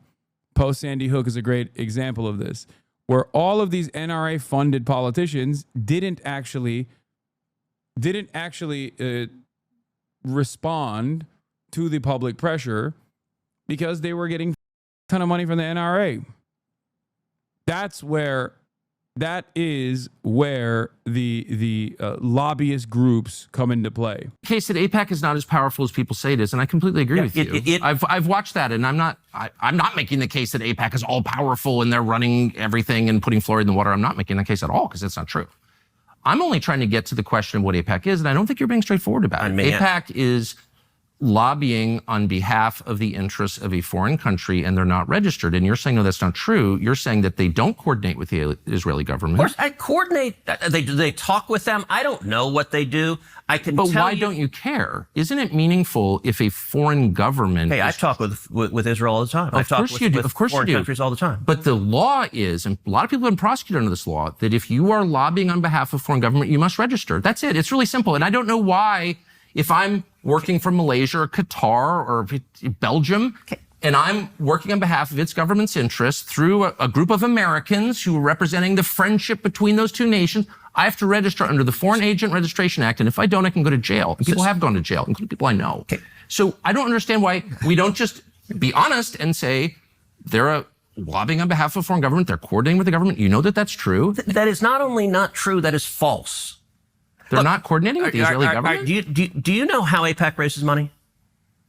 What? For elected officials, like what they do, like what the actual mechanics is? Yeah, I mean, they go to people who are sympathetic to Israel and raise money and then send it to candidates who agree with them. So what they'll do is, so in my last election, AIPAC endorsed me. And they'll host a fundraiser. And they'll host a fundraiser in Dallas or Houston or Atlanta or New York or LA. And they'll do a fundraiser and they'll get someone who will host it. And it's usually a business owner, lawyer, doctor, someone who hosts it. And you get typically at an AIPAC fundraiser, 30, 40, 50, maybe 100 people who live in that city. Right. Who care about a strong U.S.-Israel relationship. Yeah. And if they have, 50 people, each of them writes $1,000 check and you raise $50,000. Yeah, I've been to an AIPAC fundraiser. Okay. I know what it looks like. But that is not, and by the way, there's no representative of the Israeli government there. You have, when you're in Dallas, you're meeting with... This is such a false and silly conversation. I know all this. The question is are AIPAC's goals shaped by the goals of the Israeli government to any extent?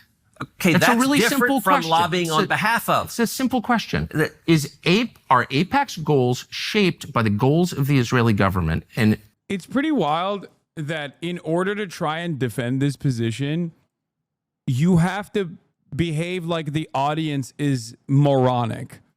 Like, I don't think there's a single person that will listen to this back and forth conversation and leave the conversation thinking, yeah, Tate Cruz did a really good job there, actually. Yeah, now I actually don't think AIPAC is the Israel lobby and is directly dominating American politicians. Like, it's just a series of polite, totally unrelated, circumstantial coincidences that happen to align perfectly, totally involuntarily, and all the people that work for the Israeli state that then go and work at AIPAC, that's just also a coincidence and totally. Yeah, just a little mishap there. I'm just going to ask you a question straightforwardly, and if you say no, I think we both know that's not true. Hey, are they shaped by? Are they coordinating with the Israeli government? Are they talking with them? Yes. The Israeli Israel government? directing them? You want to talk about FARA, the law on lobbying on behalf of someone? Yeah. It is, I hire you and you lobby on behalf of me. I direct you. Does Israel direct AIPAC? No, they are not lobbying on behalf of them. Do they care about them? Yeah. For what it's worth, I don't think AIPAC should register as a foreign agent because AIPAC's problem isn't that they're a direct arm of the Israeli government. The problem is that they exist to destroy any form of questioning against the U.S.'s relationship with an apartheid state. Yeah, I mean that, but also I think, yes, AIPAC should be destroyed. Like, not register as a foreign agent.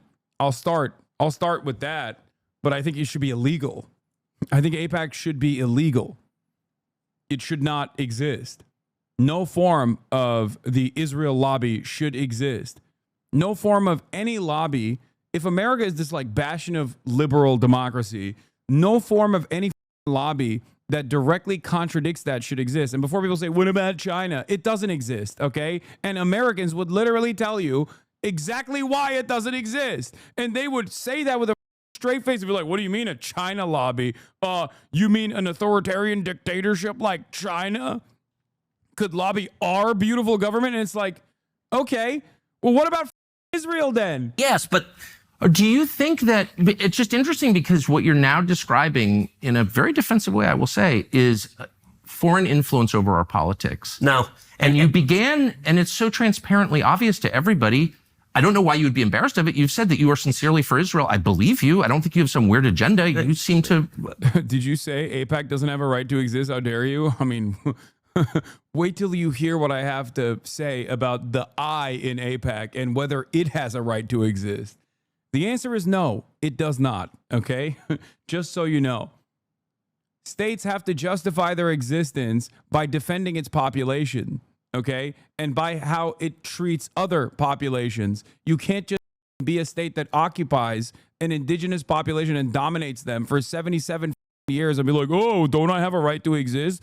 Look at me, little old me. How dare you? It's like, no, you don't have a right to exist. Get the f- here. You're an apartheid doing a genocide. Of course you don't have a right to exist. Does Jews have a right to exist? Yes. What kind of stupid question is this? My man said, oh, you don't think Israel has a right to exist as an apartheid state doing ethnic cleansing campaigns? You must want to evaporate all Jews from existence. You have to be an actual psychopath. By the way, Tucker, it's a very weird thing. The obsession with Israel, when we're talking about foreign countries, it's hardly an obsession. You're not talking about Chinese, you're not talking about Japanese, you're not talking about the Brits, you're not talking about the French. The question, what about the Jews? What about the Jews? Oh, like I'm an anti-Semite now. Senator, you're asking the questions, Tucker. You're asking, why are the Jews controlling our foreign policy? Senator, that's what you just asked. Hardly. Oh my God. This is amazing. He just hit the hard J, okay? He hit that so hard. Oh, you anti-Semite. Oh, wow. You think Jews control the media, huh, Tucker? What's next? You going to tell me about all the Jews in executive positions in the media too, Tucker? It's like, dude, he's not. Normally, under different circumstances, he might say that because I do think he's anti-Semitic. Having said that, in this conversation, he has not said that at all. He simply said, why is AIPAC not registered as a foreign agent if it gets its notes from a foreign state? If it is directly aligned with the goals of a foreign state as opposed to any other foreign nation state? Why do lobbyists for this foreign state, why do the lobbyists of this foreign state don't have to register as foreign agents? Say Am Israel Hi, Tucker. I feel like you haven't said your Am Israel Highs this morning, sir. Saying that, and I have That is exactly what you just said. Well, actually, I can speak for myself and tell you what I am saying. Good. On behalf not simply of myself, but on my many Jewish friends who would have the same questions, which is to what extent, and it's interesting you're trying to derail my questions by calling me an anti-Semite, which you are. God, I love hog on hog violence, dude. I love hog on hog violence. Oh, it's so good. It's tasty. I did not. Of course you are. And Rob. Yeah, now you can hit him with the woke sauce. Okay, he could be like, "Why are you being so woke?" The W word. It's like, "Why are you doing identity politics, Ted Cruz? Are you doing a cancel culture, Ted Cruz?" I can speak for myself and tell you what I am saying. Good. On behalf not simply of myself, but on my many Jewish friends who would have the same questions, which is to what extent, and it's interesting you're trying to derail my questions by calling me an anti-Semite, which you are. I did not. Of course you are. And rather than be honorable enough to say it right to my face, you are in a sleazy feline way implying it, or just ask. Oh my Lord. Oh, he's cooking them. Oh, it's flank steak. Oh, it's flank steak night at the Tucker, McNear, Swanson, Buckley, Carlson household. He's cooking him up like it's a frozen dinner. God damn. A feline. He said you did it in a feline way. I'm nutting. That's amazing. Asking questions about the Jews. I'm not asking questions about the Jews. There's nothing to do with Jews or Judaism. It has to do with the foreign government. Isn't Israel controlling our foreign policy? That's not about the Jews. You said, I'm asking you. And by the way, you're the one that just called me, I think, a sleazy feline. So let's be clear. It's sleazy to imply that I'm an anti-Semite, which you just did. No, I just said, why is that the only question you're asking? You answer it. Give me another reason. If you're not an anti-Semite, give me another reason why the obsession is Israel. I am in no sense obsessed with Israel. We are on the brink of war with Iran. And so these are valid questions. But you're not asking about Iran or the Ayatollah. If I can finish, you asked me why I'm obsessed with Israel. Yep. 3 minutes after telling me that when you first ran for Congress, you elucidated one of your main goals, which is to defend Israel. Yes. And I'm the one who's... God, it's such a perfect distillation of all things wrong with America. It's such a perfect counter to everything. That's it. It's like all of these right-wing guys who will be like, I hate woke culture. They turn into hysterical SJW the moment that they have to defend Israel. They'll say, oh, I hate foreign governments controlling or trying to control America. They immediately are like, well, no, Israel's different. Israel's different. They talk about how they hate censorship. Oh, well, Israel's different. We have to do censorship. Like, that's it. It's such a perfect example because it's in this weird space where it is both America and not America at the same time. But ironically enough, even if Israel was legally considered a de facto or legally considered a part of the United States, if any politician spent this much time defending its interests, like North Dakota, especially if they're not even from North Dakota, you would look at them like they're psychotic. You'd be like, what do you mean? What? Excuse me, sir. Have you planned on traveling to North Dakota after becoming the mayor of New York? Like any other state. Say it about New Jersey and people will look at you funny. They'll be like, what do you mean? Like, can you imagine? Can you imagine the New York mayoral primaries are taking place and someone's like, excuse me, if you don't go to Piscataway, you are literally anti-Jersey behavior. You're demonstrating anti-Jersey behavior. That's totally up. I'd be like, that's the most insane thing anyone's ever said. Like, what do you mean? What? Does New Jersey have a right to exist? obsessed with Israel. I don't see a lawmaker's job as defending the interests of a foreign government, period. Okay. Any government, including the ones that my ancestors come from. So that's my position. That does not make me an anti-Semite. And shame on you for suggesting otherwise. And I mean that. And that's low, and you know it's low. So why don't you just answer my questions I'll in a answer any straightforward, question rational like. way? You certainly have the IQ to do it. So, shame on you is cute, by the way, Tucker. It is. It's not cute. I'm offended. I'm obsessed with the Jews. You just told me you that just called me a sleazy feline. It is sleazy to imply that I'm an anti-Semite for asking questions about how my government is run. You want to count how many questions you asked about? What about the Jews? What about Israel? What about AIPAC? I never asked about the Jews. Yeah, that's the other side. He ain't never, like, under different circumstances, maybe Tucker does make implications. He's too smart of a propagandist to, like, reveal his true position. This is one of the things that he's always done very well. Okay? That's why I used to consider him one of the most dangerous threats to American future as a very successful fascist propagandist. He is a pro at taking white nationalist, anti-Semitic, anti-black, anti-brown narratives and twisting it in a framework that is fairly defensible. In this situation, he didn't say Jews at all. He didn't say that at all. Do I think he's anti-Semitic? Probably. I mean, he did do a healthy dose of the Great Replacement theory.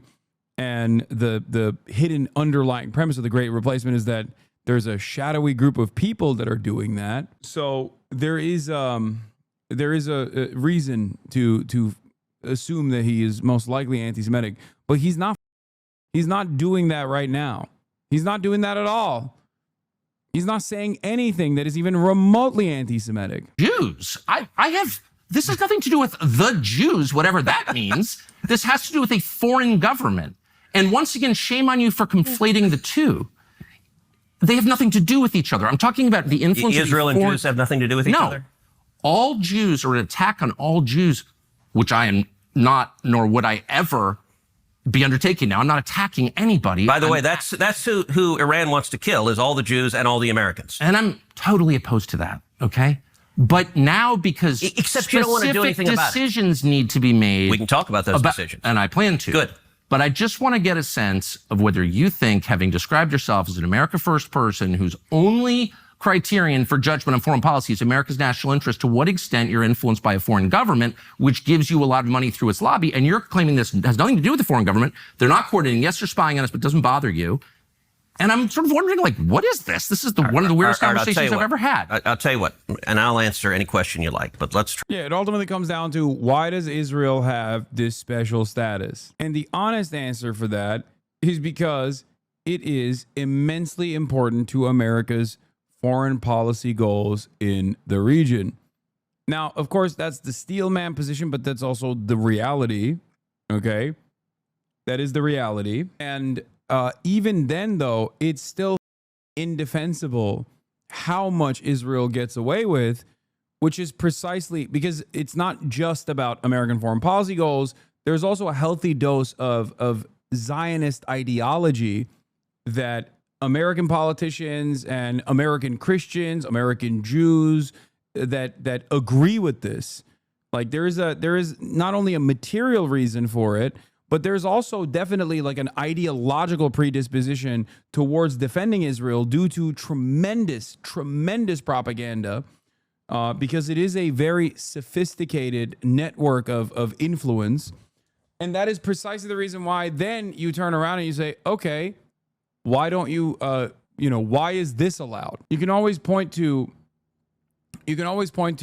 other allied states and ask, like, if, I don't know, if England did half the that Israel did, we would punish them. If England did half Israel did back to America, we would punish them. Like outward, open espionage at the behest of the British state, for example. Jonathan Pollard was literally released and was able to fly in a private jet by Trump booster Sheldon Adelson back to Israel.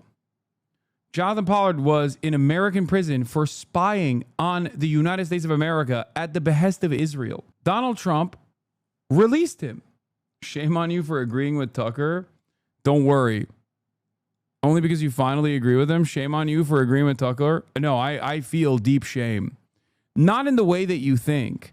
I feel deep shame for the people that I know, actually very intelligent people in mainstream media. I feel deep sense of shame for the profession of journalism, because Tucker Carlson should not be the person who is asking these questions. Everyone should be asking these questions. And it only took Tucker to lose his standing with mainstream media, with Fox News, to come out this way. Are you going to call me an anti-Semite again or no? Let's try to ratchet down the temperature a little. You're the one who went to motive. I'm asking honest questions. I'm just asking questions. Yes, that's it. That is what I'm doing. Let's try to ratchet down the temperature a little bit. Okay. Picture the house you're dreaming. God, he's so fat. Gentlemen. Yeah. It's a great movie. It's actually a fun comedy about politics. And Eddie Murphy in the movie is a con man who gets elected to Congress. And he's literally a con man who, the congressman dies, he has the same name, and so he runs and they get elected. And there's a scene in the movie where Eddie Murphy is a freshman member of Congress, and he's sitting down with a sleazy lobbyist. And he's asking the lobbyist, all right, what should my positions be on, I think they were talking about power plants and electrical transmission lines. And the lobbyist's like, well, what do you believe? And Eddie Murphy, as the con man, said, I don't care. Whatever gets me the most money. I'll do whatever gets me the most money. And the lobbyist says, no. Pick a side. Doesn't matter what you pick. If you pick one side, we'll go shake down everyone who supports that side and they'll give you money. If you pick the other side, that's fine. We'll just go to the other side and shake. Wait, what's the anti-Israel lobby in this equation? Why is it that every side is pro-Israel? Why is it that there is no anti-Israel lobby? Care? Okay, dude. Yeah, that's a good one. Yeah, the famously powerful Care, which I think is like on the verge of being classified as a terrorist group. That's great. I would say 99% of Republicans and like 75% of Democrats consider Care to be a terrorist group, like a hostile entity inside of American borders. What kind of legislation has Care actually funded? Shake down that. That's a little bit the way it works. And you often get leftists in the media who say, for example, if you support the Second Amendment, as you do, and CARE is the Council for American Islamic Relations. It's basically like a anti-hate group, like a anti-Islamophobia group, basically. J Street? That's funny. Also funny. So you're telling me that The only opposition to AIPAC is yet another Zionist lobby for Israel. A liberal one, but still a Zionist lobby for Israel. Wow. Very diverse range of options here for the anti-Israel lobby, seemingly. And I do. Well, you're just bought and paid for by the NRA. And that actually is backwards. I believe in the Second Amendment because I believe in the Constitution. Now, am I proud that the NRA supports me? Sure, because people who care about the Second Amendment want to support leaders who fight for it. But it gets it backward. Look, AIPAC, when I ran for the Senate, AIPAC didn't support me. I supported Israel before they supported me. I'm happy to have their support because they share my objective. No, but you're missing it. I'm not suggesting that you're bought and paid for. I'm not saying that. I want to go back and take sincere. I want to go back and take the transcript because you just said a minute ago, I'm slightly paraphrasing, but are you lobbying for a foreign government because they pay you a lot of money? That's basically what you said. So you are suggesting that. Let me just be clear about what I think.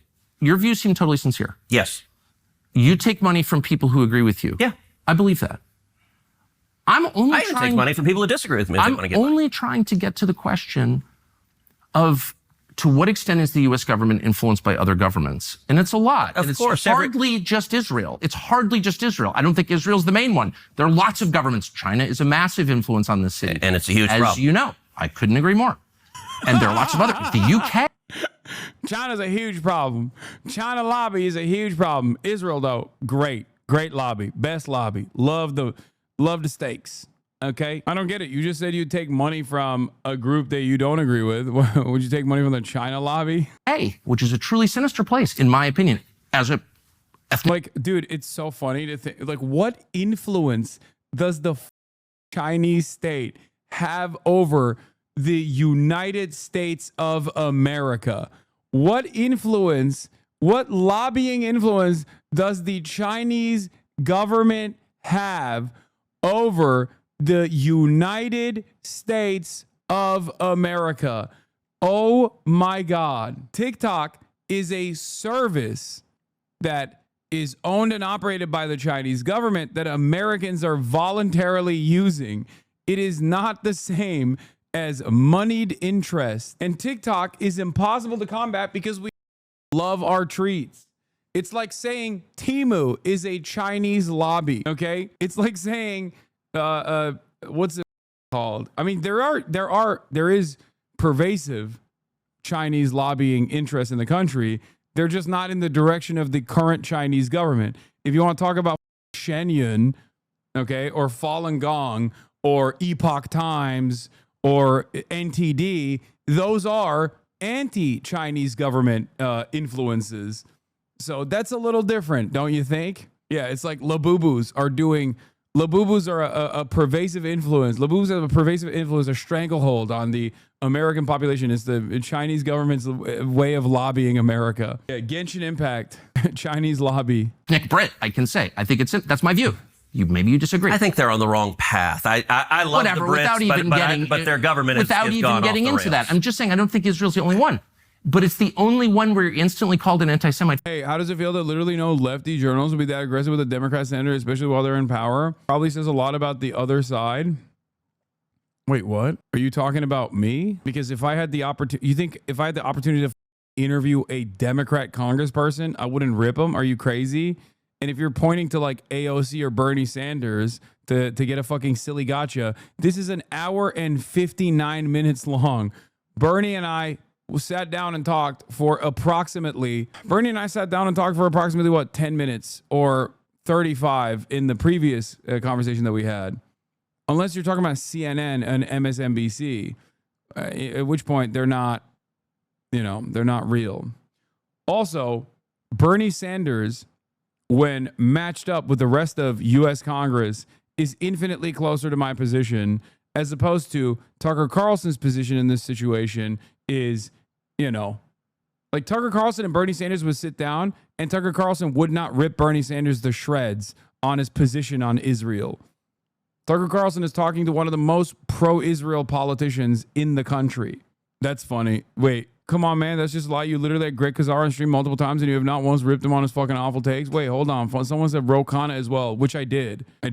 Once again, not a hour-long back-and-forth conversation. I told Ro Khanna that Israel was doing a genocide a year ago. at DNC. I asked him why no Democrat is also openly saying that Israel's doing a genocide that we are participating in at DNC. For asking questions. And it's also the only government that no one will ever criticize. And People I find criticize Israel every minute. I also, when I had a conversation with Greg Kazar, I asked him why he didn't endorse Zoran Mamdani and instead endorsed Brad Lander. Every day. Like, the only government that people will not criticize, Rashida Tlaib just tweeted out calling Benjamin Netanyahu a war criminal. Rashida Tlaib? No. You said no one will criticize. No, I'm talking about Republicans that I would vote for, including you. And I'm saying, whatever. I don't even like talking about Israel. What I care about, I never do, because it's not worth being called anti-Semites from AIPAC recipients. But yeah, a better comparison to this would be you pressuring Dems on immigration, something the party was for. You asked every Democratic congressperson you had about immigration, from Ro Khanna to Rashida Tlaib. Exactly. Every single one, including ones who were in agreement with me and said the Democratic Party wasn't doing enough, like AOC and Rashida Tlaib, and also ones like Ro Khanna as well. But that's not, I don't even like talking about Israel. What I care about, I never do, because it's not worth being called anti-Semites from AIPAC recipients. But now we are on the verge of joining a war, and I just want to be clear about why we're doing this. All right, so, and let's get into Iran momentarily, but you suggested it was a strange thing that I said a minute ago, that when I came in... Bro, it's not about ego. They were talking about the mainstream left media. No, I'm responding to someone else. I'm responding to other people who said you've interviewed Democratic congresspersons and you didn't actually call them to task. The first person also said leftists, and I thought they were being disingenuous because I didn't think that they meant MSNBC when they meant leftist media. The Senate, I resolved that I was going to be the leading defender of Israel. And what you didn't ask is why. So let me tell you why. No, you said I was obsessed with Israel, and you had just told me that, like, your driving motive to get to the Senate was to defend Israel. I'm like, I don't think I'm the one who's obsessed with Israel. Okay. I don't even think about Israel. Tucker, words matter. Uh-huh. And you know that. I said I resolved to be the leading defender of Israel, and you said your driving motive, the reason you're in the Senate. You want to be the leading defender of Israel. I would think if I ran for Senate, I'd be like, there are people dying of drug ODs on the street. My driving motive is to fight for Texas and America, and to fight for jobs, and to fight for the Constitution. And you played a very, very careful word game of eliding. You're the one who said it, not me. So you still haven't asked why, but I'm going to tell you why. Okay. And the reason is twofold. Number one, as a Christian, growing up in Sunday school, I was taught from the Bible, those who bless Israel will be blessed, and those who curse Israel will be cursed. And from my perspective, I want to be on the blessing side of things. Of those who bless the government of Israel? Those who bless Israel is what it says. It doesn't say the government of it, it says the nation of Israel. So that's in the Bible. As a Christian, I believe. He had to hit the Bible, dude. Someone had a really funny responses on Twitter where it was like, if I name my son Jesus, will you have to worship him like he's the son of God, lest you be damned to hell? I'm like, you don't understand. It's in the Bible. Tucker, I'll have you know, the Bible. Okay? That's my answer. Asked and answered. Believe that. Where is that? I can find it to you. I don't have the scripture off the tip of my... You pull out the phone and use the Google. It's in Genesis. But so you're quoting a Bible phrase you don't have... Damn. He's cooking him, even with the Bible stuff. God damn. Tucker Carlson taking the atheist debate lord position of knowing more about the Bible than the opposition that's just simply bringing up the Bible as a talking point. Classic take. He's not an atheist, obviously, but I'm just saying it's like that's a classic atheist move, atheist debate lord move. Context for it, and you don't know where in the Bible it is, but that's like your theology. It's Bible maxing. I'm confused. What does that even mean? Tucker. I'm a Christian. I want to know what you're talking about. Okay. Where does my support for Israel come from? Number one, because biblically we're commanded to support Israel. But number two... Hold on. I'm not holding on. Hold on. You're a senator, and now you're throwing out theology, and I am a Christian, and I am allowed to weigh in on this. We are commanded as Christians to support the government of Israel? We are commanded to support Israel. And what does that mean, Israel? We're told those who bless Israel will be blessed. But hold on, define Israel. This is important. Are you kidding? this is a majority Christian country. Define Israel. Do you not know what Israel is? That would be the country you've asked like 49 questions about. So that's what Genesis, that's what God is talking about. The nation of Israel, yes. And so is that the current borders, the current leadership? He's talking about the political entity called Israel? He's talking about the nation of Israel. Yeah, nations exist, and he's discussing a nation. A nation was the people of Israel. Is the nation They're the God's descendants of referring Abraham. to in Genesis, is that the same as the country run by Benjamin Netanyahu right now? Yes. It is. Okay. And by the way, it's not run by Benjamin Netanyahu as a dictator. It's a democratic country that elected. He's the prime minister. Right. What? But just like, America is the country run by Donald Trump. No, actually, The Bible is clear on this, okay? 1948. The Bible says it. 1948, okay? It's the same country. That's what it's talking about. Also, Jesus walked on water. American people elected Donald Trump. The same principle This is there. silly. I'm talking about the political entity of modern Israel. Yes, and that is You believe Israel. that's what God was talking about in Yes. Genesis. I do, but That country's existed since when? for thousands of years. Now, there was a time when it didn't exist, and then it was recreated. No! Oh, God, I'm enjoying this too much. That's crazy. No, this is wrong. It feels f***ed up. It feels f***ed up. It's like the worst piece of shit dunking on an even greater piece of shit. Oh, I hate this. Oh, it feels f***ed up. It feels a little f***ed up. I should not be deriving this much satisfaction because I know like both of these guys are evil. You know what I mean? I feel so dirty enjoying this process so much. God damn, Tucker is twisting him like a pretzel. Oh God. Oh my God. He is just whipping him around. Created just over 70 years ago. I'm saying, Dude, every unk in Malaysia is going to be doing replays of this. They're all diehard Tucker fans now. I'm telling you. Like all the Jackson Hinkle fans that live in like Bangladesh, they are now diehard Fedayeen for Tucker Carlson. 3 Muslim uncles sent me this. Oh yeah. Oh, this is going crazy on the Muslim uncle space, okay? This is the clips from this back and forth is going crazy in every WhatsApp chat. Okay? I'm telling you right now, they're going wild. This is going to do unk numbers for sure. I'm a Bangladeshi unk and I'm sold already. Okay, make no mistake. Tucker Carlson would destroy you. He would sanction off your death and destruction. If you are an unk in Malaysia, Indonesia, Bangladesh, okay? I'm telling you right now, Tucker Carlson would actively celebrate your demise. He is not a friend. He's a foe. Right now, he's cooking. I think most people understand that line in Genesis to refer to the Jewish people, God's chosen people. That's not what it says. Okay, Israel, but you don't even know where in the Bible it is. So I don't know if we can... I don't remember the scriptural citation. But, okay, It's like Genesis 16 or something like that. But yes, it's in the earlier part of the book. But the point is... All right, Tucker, you keep interrupting me before I finish my sentence. It's just important to know what you're talking about. I don't know what you're... So you're saying as a Christian, if I believe in Jesus, I have to support the modern state of Israel? No, I'm not saying that. I'm explaining for me what my motivation is. But okay, so I'm just trying to understand. You said God tells you to support the modern state of Israel in the Bible, in some place in the Bible that you heard about, but you don't know where it is. That's your theology? You're going back, am I a sleazy feline again? I mean...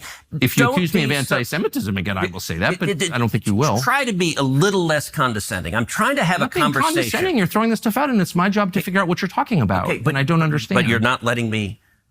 Okay. I'm sorry. I want to be polite. Jew here, when the Bible refers to his people Israel, we were taught that this is referring to the Jewish people, not a political entity established in the 1940s. Thank you for your time. Yeah, tell that to Ted Cruz. He's like, no, you don't understand. The Bible said Israel has to be in apartheid. The Bible said they have to be there and they have to have nukes. The Bible also said it's crazy. And I'm not even paraphrasing, okay? Genesis 18:47. Let me tell you, okay? Genesis 19:63. In both passages, the Bible says America must do a first strike on Iran alongside the modern Israeli nation state on the Fordow nuclear facility that the Islamic Republic of Iran has built on the side of a mountain. I didn't make it up. It's in the Bible. It says in the fine print. It's crazy. The Bible has it all. People forget. People forget these important passages. That is, for me, a personal motivation. But I also, what I was about to say, I don't believe my personal faith, not everyone who I represent is a Christian.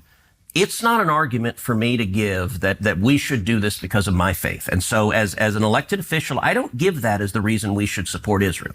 That is a personal motivation for me, but I don't think it is the reason we should. The reason that I am the leading defender of Israel is because Israel is our strongest ally in the Middle East, an incredibly troubled part of the world, and supporting Israel benefits America.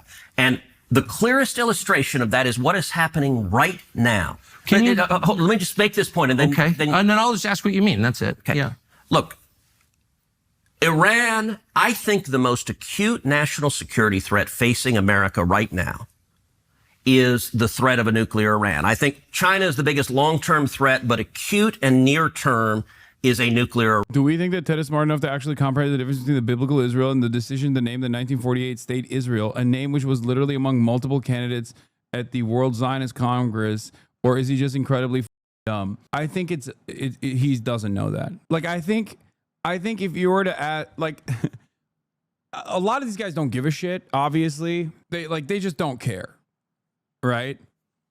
But if you dig into the history of Zionism and its inception, all of the, ironically enough, all of the religious seasoning added as a justification for the nation state was put there by secular Jews who do not give a about Judaism, and did it so that they could potentially bring in support from religious Jews who were directly opposed to the development of a state that was for the Jews. The notion that this is a 3,000-year project is so stupid.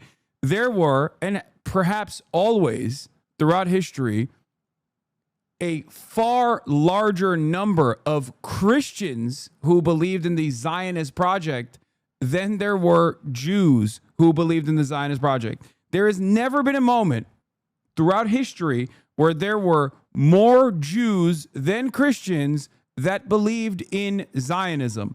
It has not existed till this it does not exist today, and it has never existed. The people that universally back Zionism as a project has always been Christians. Overwhelmingly. You could say there are more Jews that believe in Zionism as opposed to Jews that don't believe in Zionism in comparison to Christians that believe in Zionism as opposed to Christians that don't. Fair. Okay. I don't know what the percentage breakdown would look like within Christianity, but by totality, by numbers, there has never been a moment on the history of this planet from the inception of Israel or the inception of the Zionist project at the behest of developing a nation state for Jewish people, okay, from Theodore Herzl onwards until this very moment, there's never been a moment where there were more Jews that were Zionists than Christians. But our different religions, it doesn't matter. The purpose is the same. The purpose has always been the same. Zionism in and of itself, with all of the religious associations, all of its religious associations was completely concocted by mother who don't believe in that shit at all. There's no, like, Theodore Herzl is secular and was not a religious Jew at all. Every aspect of the myth making associated with the modern Israeli state is designed that way so that dumb 2025, like 100 years later, will turn around and act as though there was a 3,000-year history here. It's bullshit. The Uganda scheme was proposed by British Colonial Secretary Joseph Chamberlain to create a Jewish homeland in the portion of British East Africa. It was presented at the 6th World Zionist Congress in Basel in 1903 by Theodore Herzl, the founder of modern Zionist movement. He presented it as a temporary refuge for Jews to escape rising anti-Semitism in Europe. The proposal faced opposition from both within the Zionist movement and the British colony. Burden or a gift? Thank you for the 10 gifted subs. Ted literally thinks this. Look, exactly right. And yes, Tucker really argued when the Bible says Israel doesn't mean Israel. Last night, Tucker Carlson acknowledged as a Christian the biblical mandate to bless Israel, but suggested the government of Benjamin Netanyahu was not biblical Israel. Seems to me a pretty misguided point that this son of a rabbi will try to address. Israel has always been Israel. It has always had leaders, some good, some not. The Bible has never qualified the mandate to bless Israel by who was leading it. That's not the whole point. And by the way, I support Netanyahu. Thanks, David. We didn't know you supported Netanyahu from the fucking multiple aneurysms that you get when you watch, like, I don't know, the Emmys or something, and someone has a pro-Palestine pin. We know, David.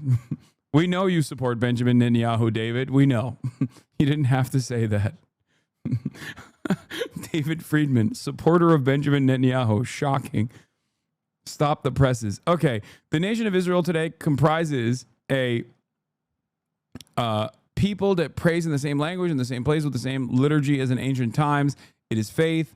Its faith is governed by the Old Testament. It's the same nation of Israel referred to in the Bible. The return of the Jewish people from exile to statehood within the land of Israel is exactly the biblical prophecy of Ezekiel, Isaiah, and Jeremiah, and actualizes God's covenants with Abraham, Isaac, and Jacob. You don't need to believe any of this, but if you are a self-proclaimed Christian professing allegiance to the biblical covenants and prophecies but denying these principles, I don't understand your theology. Yeah, not the same language. But the liturgical language, I think, is what he's referencing there. Zionism was wildly unpopular among the secular Jews of Europe. It was literally a part of their political identity. It's not just the secular Jews.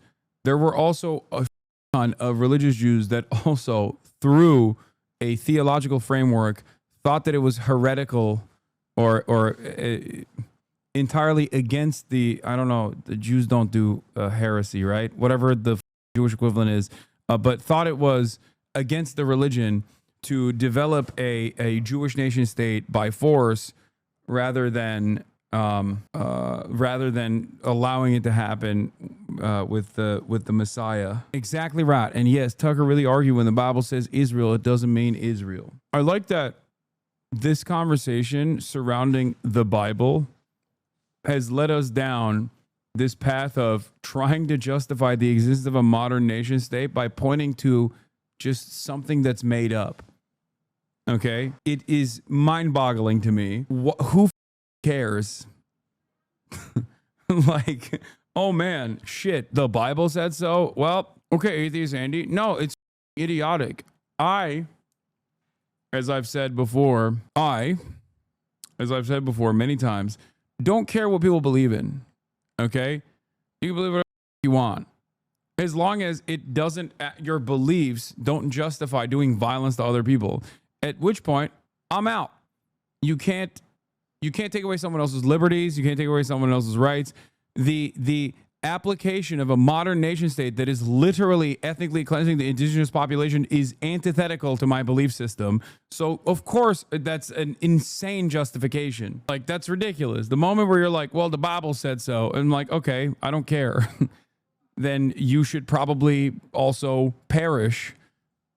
The Bible says a lot of stuff that you're doing, mixing and matching cottons and eating shellfish. Now I'm turning into a Reddit debate lord. Do you see what I mean? It just so happens that the Islamic Republic of Iran and Reddit atheists are aligned on this one particular issue.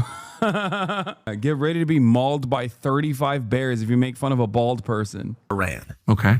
And I think Israel is doing a massive favor to America right now by trying to take out Iran's nuclear capacity. And the reason I view Iran differently, we talked before about Iraq. I opposed the Iraq war. We talked about Syria. I opposed military intervention in Syria. Yeah, there are Jews who moved to Palestine before Balfour or even modern Zionism. There's nothing wrong with that, or anyone moving there for personal, religious, or whatever purpose. The problem is when a genocidal apartheid state is created to exclude and displace rather than exist within the local population. But Israel writers act like hating the latter means you hate the former. Yeah, the idea that like Jews actually came not as a settler colonial enterprise from its inception, deliberately crafted by a colonial entity that was in charge as Palestine, British Mandate Palestine was its bounty after World War I for defeating the Ottomans, as though this wasn't a deliberate attempt to displace the existing population and then continue its domination, do ethnic cleansing, planned ethnic cleansing in an effort to develop a nation state. Like, all of this is completely unjustifiable. It wasn't like people were just like, oh yeah, I want to move here, this seems great. And then people were like, no, f you. That's not how this works. That's not the function. If that was the case, there wouldn't be a nation state called Israel right now. It would be still called Palestine, a diverse, most likely secular nation state that has equal rights and representation for all Jews, Christians, and Muslims alike living inside of its boundaries. And that'd be fantastic. I am in favor of that, of course, obviously. The reason for that is those did not pose a threat to the United States. I think Iran is markedly different. Number one, the Ayatollah is a religious zealot. He is a lunatic, but a particularly dangerous kind of lunatic, because he's driven by religious fervor. When he says death to America and death to Israel, I believe him. Me, Ted Cruz, moments prior, Israel has a right to exist in the violent ways that it does because the Bible told me so. Of course, I'm going to unconditionally demand the ethnic cleansing of Palestinians so that the Bible-based Israel can exist in the violent ways that it does. Ted Cruz, 3 seconds later, people who actually get very mad at that sort of stuff and foreign intervention and say death to America as a call sign are religious extremists, and it's scary. This is chauvinism through and through. The notion that, like, you can be a Christian nationalist and a straightforward fascist, back religious extremists, religious fundamentalist countries that are doing an ethnic cleansing, and in the process of, like, talking about other nation states that also are run by religious fundamentalists but are morally in a more correct position, a position of self-defense in this process, those are the bad guys. Well, okay, it feels like your argument is just on very shaky moral foundations here. And I think Iran is trying to get a nuclear weapon because there is a very real possibility they would use a nuclear weapon. So you want to ask, how does supporting Israel benefit us? Right now, this tiny little country, the size of the state of New Jersey. Oh my God. Oh God. Israel's small bean. Israel's so small. It's a small bean. It's got 400 nukes, man. Shut the up. There's only one religious fundamentalist nation in the desert that has the nuclear striking capabilities of targeting America and all around the world. And it's not Iran, it's Israel. That's right. There's only one nuclear armed state led by religious fundamentalists that has the capacity to reach America with its nukes. Only one. That nation, no, not Pakistan, dummy. Pakistan does not have the capacity to reach America. What the are you talking about? I'm using my words very carefully, chatters. Also, wouldn't be considered a desert anyway. Is fighting our enemies for us and taking out their top military leadership and trying to take out their nuclear capacity. That makes America much safer. Guy whose party leader has a masturbation accountability app with his son is critical of religious zealot leaders. Yep. It's so funny. God, it's awesome. This is, again, a glaringly obvious hypocrisy. Glenn Greenwald joked to us at Breaking Points yesterday that it rings a bit hollow when we call Iran a theocracy when lawmakers like Ted Cruz and our former ambassador are citing biblical and rabbinical doctrine to justify supporting striking Iran. It's true. Why is Glenn Greenwald cooking? Glenn Greenwald has always cooked when it comes to Israel. Are you kidding me? He cooked so hard they leaked his blackmail material. Allegedly, Israel leaked it. So the president has said repeatedly Iran cannot have a nuclear weapon, yes, and he will do whatever it takes to stop Iran from getting a nuclear weapon. He said that like 100 times. He clearly means it. I think he will use force to effect that if he feels he has to. I think he's been really clear about that. I don't know, but it seems that way. Do you feel that? Do you think that's correct? Whether he would use force to stop a nuclear weapon, I think he has put that option on the table. He certainly suggested. I mean, I have literally no idea what's going to happen, but just reading his statements, he's made that really clear. So what he has been very clear about, and I spoke with the president on Sunday, is he has been very clear to Iran that if they attack U.S. servicemen and women, there will be real consequences and I think very serious military response. By the way, this is a sidebar, but I just can't resist. The prime minister of Israel said that Iran tried to assassinate Donald Trump twice. Yeah, I read your newsletter this morning, and But do you believe that's true? again, I think it was sort of a word game. What is true is Iran is trying to assassinate Donald J. Trump, and they have hired hitmen. Now, you pointed out... No, he said that they have tried twice to kill him, and I don't know that, I don't have any evidence that's true, but I sort of wonder if that is true, why aren't we at war with them already? Okay. And I read your newsletter this morning, and I thought it was playing word games to draw a political point. How's that a word game? It's my president. And Can I tell you? Yeah, please. Okay. You rightly pointed out there's no evidence that Ryan Ruth, agent of Iran. this clown in Butler, Pennsylvania, who shot the president was working for the Iranians. I don't think he was. There's no evidence of that. Although I would like to know more about who he was and what's going on. But I don't find it plausible that he was working for the Iranians. So, was that caused by the Iranians? No. But what is true, and what your newsletter didn't acknowledge, is it true or false that Iran is currently trying to murder Donald J. Trump and has paid hitmen to do so? Well, that's the question, and I don't know the Butler, Pennsylvania thing. Pennsylvania. Let's just put that aside. I don't know. So Netanyahu misspoke when he said those two assassinations were because of Iran. But what he was saying that is right is they're actively trying to murder Donald J. Trump. Is there? Okay, so you're aware of a plot to kill Trump? Yes. That Iran is paying for. And by the way... Wait, when? It has been over the last, I'd say, 18 months to 2 years. In the United States? In the United States, yes. And let me point out... Has anyone been arrested? For the Trump attempted assassination, no. But they are also actively paying Iranian hitmen to murder Mike Pompeo when he was President Trump's first Secretary of State, the first term, rather. John Bolton, when John Bolton was National Security Advisor to President Trump. And a guy named Brian Hook, who was Assistant Secretary of State. Right. During the Biden administration... Wait, but hold on. Can we go back to Donald Trump because he's the president? No, it's a big deal. What do you mean? When no one has been arrested for these assassination attempts on Trump. Yes. They've hired hitmen. How do we know that? All right, let me break it down. People have been arrested. So the reason I brought up Pompeo, Bolton, and Hook, who are under active assassination attempts because of their service in the first Trump administration, under the Biden administration... Well, they say that. I've never seen any evidence of it. Can I give you the evidence? Well, let's just stick with Trump. No, because these are interrelated. So let me make a bloody point.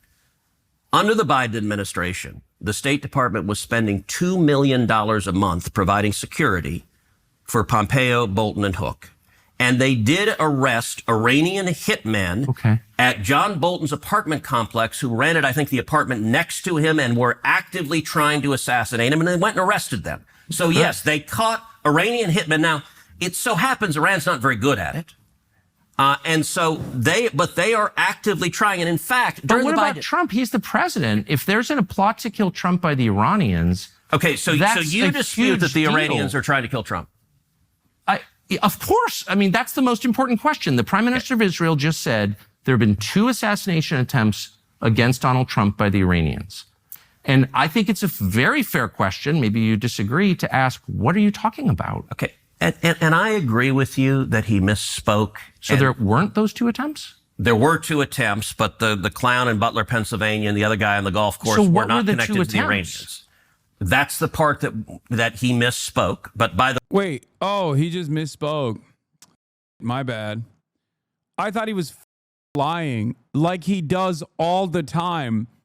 I guess he misspoke on numerous occasions, and he just keeps misspeaking. You know, Israel and Israeli envoys, they misspeak all the time. Have I told you that Israel was in the Bible and also is the size of New Jersey?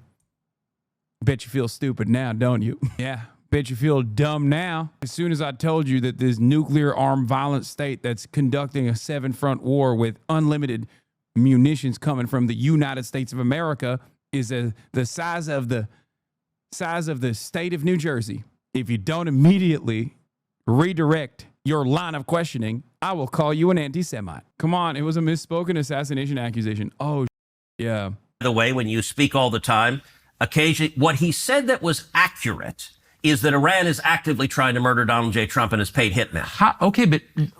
That's fine. And he was conflating it with the 2 attempts. I understand. But I just want to pull that thread because it's so important. I voted for Donald Trump. I campaigned for Donald Trump. Yeah. He's our president.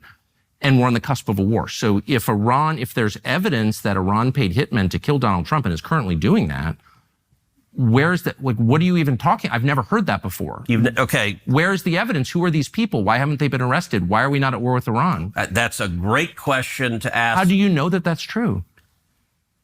We know that it's true because we have been told that by the military and our intelligence community for the last 2 years.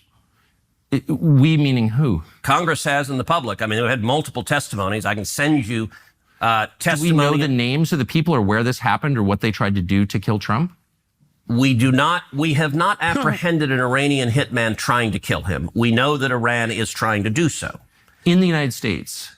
Yes. And by the way, like Iran... This just seems like a huge headline, and you're acting like everyone knows this. I didn't know that. Iran put out a whole video about murdering Trump. Right, but I've never heard evidence that there are hitmen in the United States. I mean, trying to kill Trump right now, we should have a nationwide dragnet on this, and we should attack Iran immediately if that's true. Don't you think? No. If they're trying to assassinate our president? They have been for 2 years. Then why aren't we at war with them? Well, we are trying to. Why don't we just nuke Tehran if they're trying to murder our president? There's nothing that you could do that would be worse for the United States than murdering Trump. And I just don't understand why you're not calling for the use of nuclear weapons against the Ayatollah right now. I'm serious. If you really believe they're trying to murder the use of nuclear weapons, whatever that's part it of the takes. problem of. So what do you mean? You don't seem to take the allegations seriously. I do. If you believe they're trying to murder Trump, we need to stop what we're doing and punish them. Can I ask something? And I mean this sincerely. So, all right. 20 years ago. That's crazy. Is a freak off. Is a hawk off. I mean, he's baiting him, to be fair. He's trying to show that Ted Cruz is not sincere in this situation. But of course, he gets to entertain these hypotheticals because I don't think he would give a shit if we nuked Tehran. Tucker Carlson, I mean, because he has in the past advocated for that. But he's calling Ted Cruz's bluff. You were, I think it's fair to say, in the interventionist world, you were a vocal, big time. You were a vocal defender of the Iraq War. I was a promoter of the Iraq War. And you now, and look, I think you were mistaken. I think you were mistaken. That's okay. Look, people change and learn, and that's part of the journey of being human. Your views have moved, though, in my view. Gross, by the way. He said, no, I promoted it. They've gone way too far the other end. And so I'm just totally confused. Why. I'm saying, hold on. Wait, this is one of the weirdest conversations I've ever had. I'm saying if it's true that Iran is trying to murder Trump, we need to move militarily against Iran immediately. That's not isolationism. That's the most, that's a call to violence, which I am calling for. If we believe that Iran is trying to murder our president, we need to strike Iran. Okay, but isolationists say things like, well, then just nuke them, which is what you just said, which is kind of a weird... Because I'm upset, because I'm taking you seriously. You don't take your own statements seriously. I take my statements very seriously. So I've asked you, where's the evidence this is true? And you've said, well, they're trying to assassinate Brian Hook or something, which I'm against, by the way. I'm against hurting any American, period, no matter... So you dispute that they're trying to murder I'm not disputing Hook, it at all. and Bolton? I'm not disputing it at all. They literally arrested the hitman with Bolton. I don't know why that's even relevant. I'm asking about the president of the United States. Wait, it's not relevant that Iran hired hitmen to murder cabinet members in Trump's administration? That doesn't go to I've already how credible said is it that they're willing to spend money to do that? Opposed to that. It's awful. I am against killing anybody, actually, and especially foreign government. Okay. I'm asking about your allegation and the Prime Minister of Israel's allegation that Iran is trying to murder the president. Killing terrorists is a good thing. Killing people who are trying to murder Americans is a good thing. Because if you're America first, you want to protect America. And so killing Osama bin Laden was a fantastic But you don't day really for the believe world. that they're trying to murder Trump, or you? Yes, I do. Yes, I do. Then why aren't you calling for military action against Tehran right now? Because they're not very effective. In terms of hitmen, their hitmen are not very effective. I do think... So they're hitmen, but not the bad kind, the efficient kind? No, what are you saying? They're a weak country who is on its knees, and I think we need to... Then why are we so afraid of them? Why are they the biggest threat if they're a weak country that's on its knees? Because they're trying... I'm trying to keep track. They're trying to develop...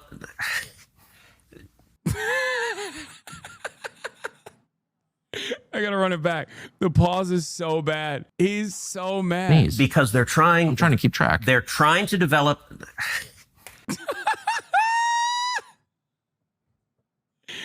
Oh my God, bro. 1 hour of toasting.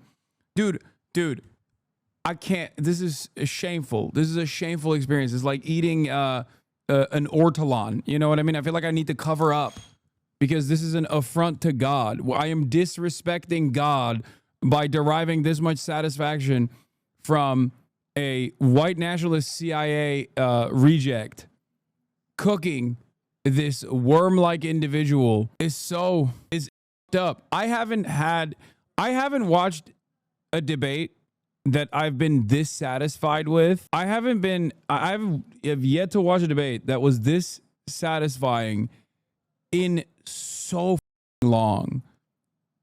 Like, this is having the exact opposite of watching a Jubilee piece of content from Jubilee for me. Crazy. It's been a long ass time since I felt this way watching a debate. I think the last time I felt this way was watching Norm Finkelstein whip up Mr. Bonarelli. Be a little less snarky. I know, you're right. That is a problem that I have. I'm sorry. They're trying to develop nuclear weapons. They are close to developing nuclear weapons. And even a weak country with a nuclear weapon. Look, I believe there is a very real possibility if the Ayatollah develops a nuclear weapon that he would detonate it either in Tel Aviv or New York or Los Angeles. And that would be utterly catastrophic. And I don't know what the chances are of that. Let me compare and contrast Iran to North Korea. Wait, can I just ask one last question about trying to kill the president? You sincerely believe, you promise, that right now the Iranian government is trying to murder our president? Yes. You sincerely believe right now? Absolutely. And yet you are not calling for military action against the government that's trying to murder our president. Can you explain that? I don't think they're very effective. I do think we should, by the way, America is supporting... You're willing to take that risk? I think we should protect the president and we should take out our enemies. Israel is doing that right now. But aren't they? Why would we outsource it to Israel if they're trying to? Your first question was, why are you for regime change? That's a pretty good example of why I'm for regime change. Okay, so you're saying we should just go in and take out the government of Iran. Why would we outsource it to Israel if they're trying to murder our president? Okay, you sound like the isolationist. What I'm saying on any military judgment is there needs to be a cost-benefit analysis of what are the risks versus what are the benefits. In this instance, I think it is enormously in America's interest to do what Israel is doing right now, take out Iran's senior military leadership and take out their nuclear capacity. That is benefiting America, and it is... It's crazy because these guys believe 100, like not 100, obviously, 99% of the same shit. But on this one issue, Tucker Carlson does not agree with him. So I guess like maybe this is me coping, but like it's two maximum white nationalist, racist, possibly anti-Semitic individuals, but one is pro-Israel and one is anti-Israel. So the anti-Israel one is the clear and obvious voice of reason in this situation. I do not believe, for the record, that Tucker Carlson actually called up Trump to apologize. Dude, is Trump threatening to Iran to scare Putin out of Ukraine? He's not anti-Israel. He's just less pro. No. Tucker Carlson's anti-Israel. Chatter. I think he's definitely anti-Israel. I don't think he's pro-Israel. I'm gonna be honest. There are foreign nations that Tucker Carlson is in favor of. Russia, for example. He's definitely pro-Russia. He's not pro-Israel. A good risk reward. I would oppose invading Iran and putting boots on the ground to topple the government. If the risk got severe enough, I would support that, but I think the relative risk is not severe enough to justify that step at this time. What I would absolutely oppose under any circumstances is invading Iran and then staying and trying to turn them into a democracy. And part of where Iraq really went off the rails is not only did we topple someone who was fighting radical Islamic terrorists, who was a bad guy, but then we tried the vision of interventionists. It actually overlaps with the vision of a lot of Democrats. Let's go promote democracy in the world. I agree. And it is our military's job to kill the bad guys, to defend America. It's not their job to defend international norms. It's not their job. So I have zero desire for the U.S. military to turn Iran into Switzerland. Look, would it be nice if they suddenly became Switzerland? Sure. If I could wave a magic wand, great. But I'm not going to send your kids or my kids to be in front of guns to go make that happen. Well, bless you for that. I think that's a that is the lesson that I learned from Iraq. I promoted that war. Apparently, unlike you, I was dumber. And I think that you just articulated the main lesson of it, which is it's hard to do that, and we're not good at it. But I will, and so we are agreeing on that. I will say as a corollary, vehemently agreeing.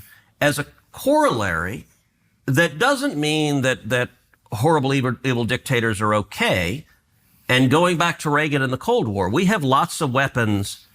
I am happy to highlight the brutality, the oppression, the human rights abuses of regimes, even though I don't want to invade them, because I think the bully pulpit of American leadership is really powerful. And I think dictatorships are terrified. So I've spent 13 years in the Senate. One of the things I do frequently is highlight dissidents in Iran and North Korea and China, in Venezuela. People are being tortured.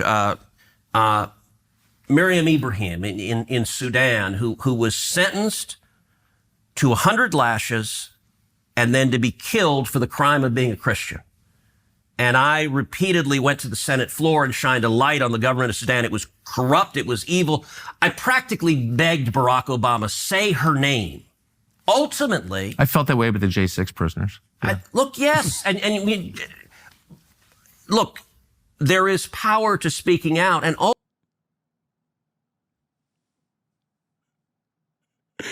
That's such an insane insertion. I felt that way about the J6 prisoners is a psychotic thing to add into this conversation. 200 lashes is what all the J6 prisoners were getting. It was really up. Ultimately, Obama never did say her name. He would not say her name. Ultimately, there was enough international condemnation, the government of Sudan let her go. And so she was not executed. And I met her. So she had a 2-year-old son, Martin, and she gave birth to a little girl named Maya. And she was in leg irons in prison waiting for the death sentence. They were not going to kill her until she gave birth. And they told her, we will not kill you if you will renounce Jesus. And she refused. And I met her. She was in D.C. speaking at a conference after she was released, obviously. And I asked her, she's a tiny woman, very small woman. I asked her, I said, when you were in that prison cell with your kids, how did you have the strength not to just give in to despair? I mean, I've never been threatened with murder unless I renounce my faith. And she just said to me with a real peacefulness, she said, Jesus was with me. And thankfully, you and I have not faced that circumstance. But I do think there is a responsibility. There's still time. There is, and I hope we don't. What planet are these guys on? What are they taught? Okay, is the rest of this even... Okay. Oh, there's more. Wait, are there Iranian assassins trying to kill Trump? More? Okay. Can we move away from this fucking stupid ass story? Like Ted Cruz talking about how like Christians are under attack in America and alongside Tucker Carlson is not even remotely in the realm of interest for me. I'm in there, but yeah. Okay, man, you're right. When I first got here, McCain hated my guts, and he actually referred to me and Rand as wacko birds. I remember. I have up on the shelf, which I happen next in Iran and what should happen next. So you've called for regime change. You said you don't favor the U.S. military participating in any kind of regime change. You said you don't think, and bless you for saying this, that the U.S. military should try and turn it into Belgium. Yeah. Thank God. But there is a third option where it turns into Syria, where it's this open wound and it causes massive migration and further destroys Europe, as Syria has. Yeah. And that's a huge cost, and where lots of people die and religious minorities get murdered in Syria again. Are you worried about that? Sure. And listen, that lots of bad things can happen. But going back to what we talked about, the principle of defending America, I agree with President Trump that Iran with a nuclear weapon is an unacceptable risk to America, and we need to stop it. I agree with President Trump, and I'll make a point. But he's not for regime change. He's not. So he and I disagree. Yeah, look, I think he thinks it would be better. He has not said he's for it. And you know what? Look, it is consequential when the president of the United States says, I'm for regime change. So I understand why he hasn't. What he has said is he's drawn a red line and said, Iran will not have a nuclear weapon, and the only acceptable outcome is complete dismantlement. So they have centrifuges. They're enriching uranium right now. They're trying to develop a nuclear weapon. He said they must have complete dismantlement. I led 52 senators, Republican senators, in a letter where we said we agree with President Trump. That's the red line, complete dismantlement. I agree with President Trump. I agree with him supporting Israel, taking out Iran's military leadership, taking out their nuclear capability. And I'll point out, look, if you look the first term,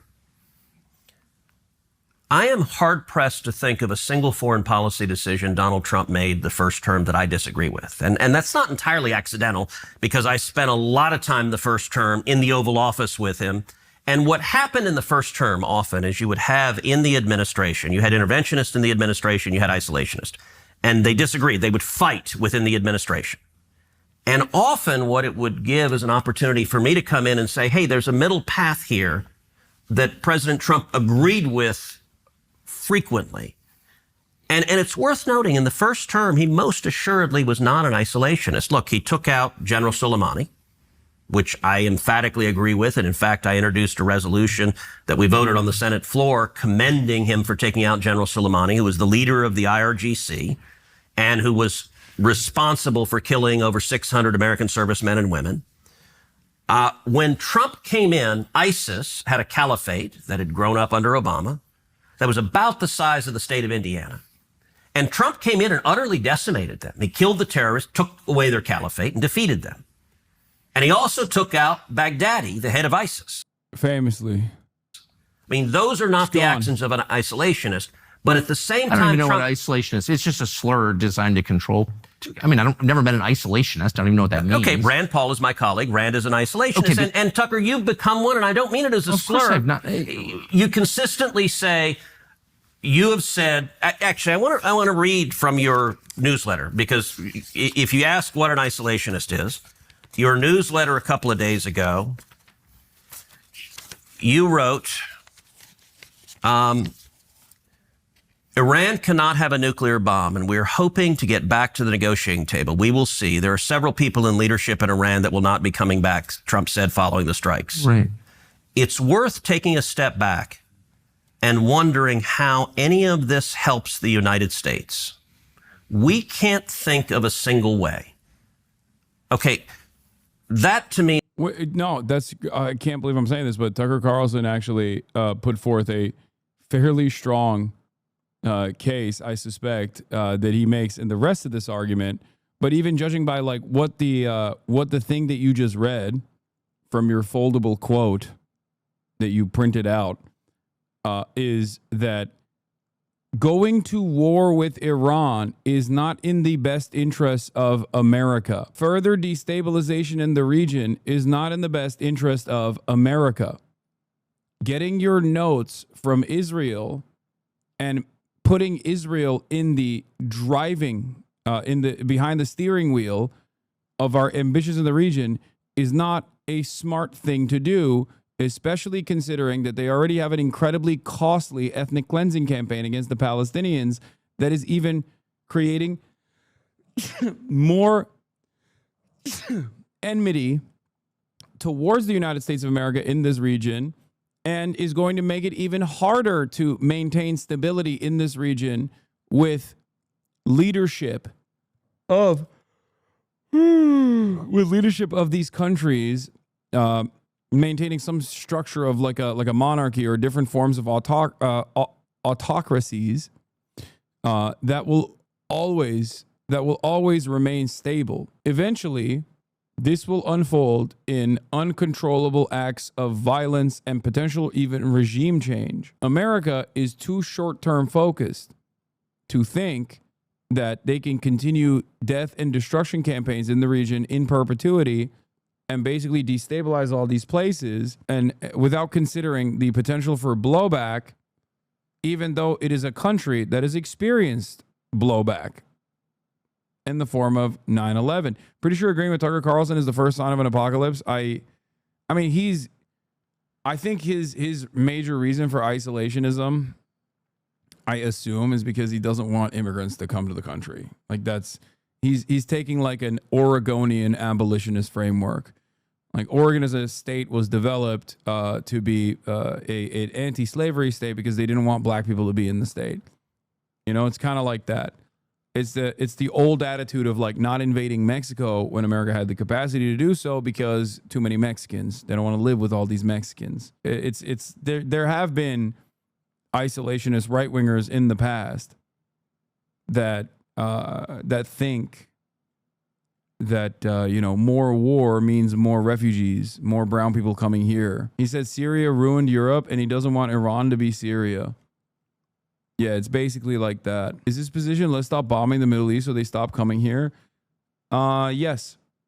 Ironically enough, you can make the same argument about destabilization in Latin American countries as well. Like literally a big component of migration from Latin American countries. Strawman argument, nice. Sorry, you're right. I should have said Tucker Carlson actually is an anti-imperialist after spending his entire career defending every single war that America has waged, including against Iran, that he said were as a nation state developed by primitive apes that we need to bomb back to the Stone Age. Or maybe he said that about Iraq. He said similar things about Iran too. Tucker Carlson, with his CIA father and his 40-year track record of advocating for U.S. empire's interests, all of a sudden had a change of heart. No, I don't think he had a fucking complete change of heart where he genuinely now is an anti-imperialist because he cares about the people that are going to be murdered. I mean, he not once mentions the Iranian civilians and the death toll that would be insurmountable, impossible to contend with if America were to do a first strike on Iran. He called Iraqi semi-literate primitive monkeys on the Bubba the Love Sponge show. Yeah. He said something similar about Iran as well. He said that America's the only non-interventionist country on the planet. America's the only country on the planet that has no ambition of being a global hegemon. That's what he said. And that we should destroy Iran because they have ambitions like that. Here's the thing. Either Tucker Carlson sees the writing on the wall about the popular resentment against the state of Israel and wants to get ahead of the wave and is no longer contracted by mainstream media and therefore doesn't have the same career ambitions, or he is isolationist because he doesn't want the destabilization, the immigration that takes place after the destabilization. Is the essence of isolationism. And let me just ask you, when the Ayatollah chants death to America, I believe him. Do you not believe him? Do you think he doesn't mean it when he says death to America? Well, I think he hates America, for sure. And I'm opposed to that. And do you think he's willing to act on it? It's not just hate America. He also is... Like, notice how the difference between me and Tucker Carlson is if someone were to be like, oh, well, this person said he hates America. Do you love that? I'd be like, I think there's pretty valid reasons for this, for anyone over there to hate America. You hate Iran, and Iran has done significantly less to America than vice versa. It's weirder that you hate Iran than the average Iranian hating America. That's what I would say. What the fuck has Iran done to you, dumbass? Nothing. Literally nothing. Iran literally held vigils after 9/11. Iran has routinely fought against Salafist brigades in the region. The brigades that also, the militancy that we concocted, by the way. We did. The Western superpowers did. There was this Tucker can debate. No, I mean, he's not debating Ted Cruz. He's asking a couple of good questions. That isn't a debate, chatter. If you think this is a debate, you are a donkey. It's not a debate when the person is so ill-equipped that a couple questions makes them break everything. Leading a country and trying to develop a nuclear weapon. Under certain circumstances, for sure. So the question is, do you act in a way that makes that more or less likely? And that's a tough call. It's something that you can debate. One of the ways you shut down debate is by calling people names like isolationists, pretending they're like pro-Nazi or something. I do call it a debate. Yes, I know. But it's more, this is adversarial journalism. That's what it is, more so than a debate. I feel like it's it can be consumed as a debate, but what Tucker Carlson is doing more so is adversarial journalism, where a couple questions basically breaks down the entire worldview of someone like Ted Cruz. Or as you did, claiming I'm an anti-Semite. All right, That's not a way to get to a solution or have a rational conversation. That's a way to make people be quiet. And I'm against that. And Okay, I so think if you don't these are like the hard label questions. isolationist, how would you...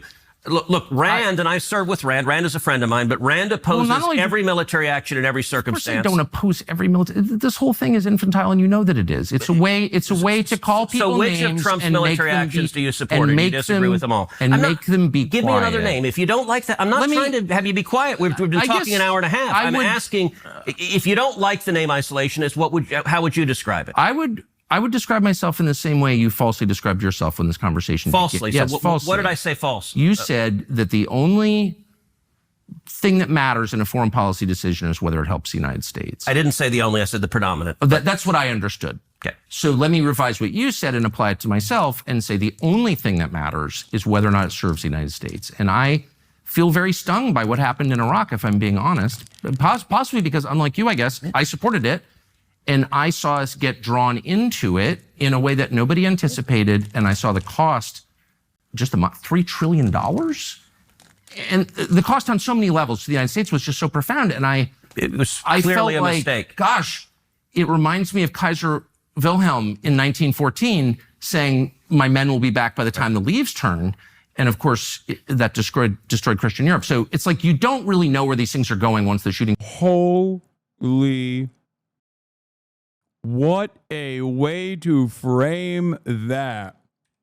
What now? In 1914 saying, my men will be back by the time the leaves turn. And of course, that destroyed Christian Europe. So it's He must be pro-Ottoman too? No. Bro, he's such a psycho supremacist. World War I destroyed Christian Europe and led to the further destruction of Christian Europe because of World War II. Countries that are supposed to be unified are at war with one another.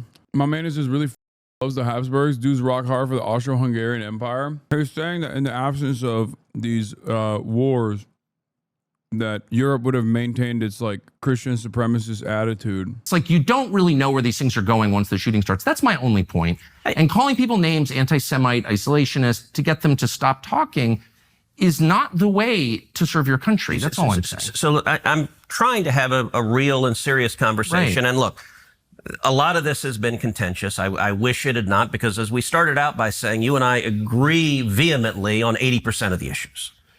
This discussion is focused on the 20% where He's saying that Russia's participation in World War I led to the Bolshevik Revolution, which dismantled Christianity because he thinks the Bolsheviks were Jewish. And also a lot of, secular democracies were designed in the aftermath, or all the events that unfolded led to World War II as well. Basically, his preference is Christian monarchs existing would be a better form of Europe as opposed to what Europe looks like now. we don't.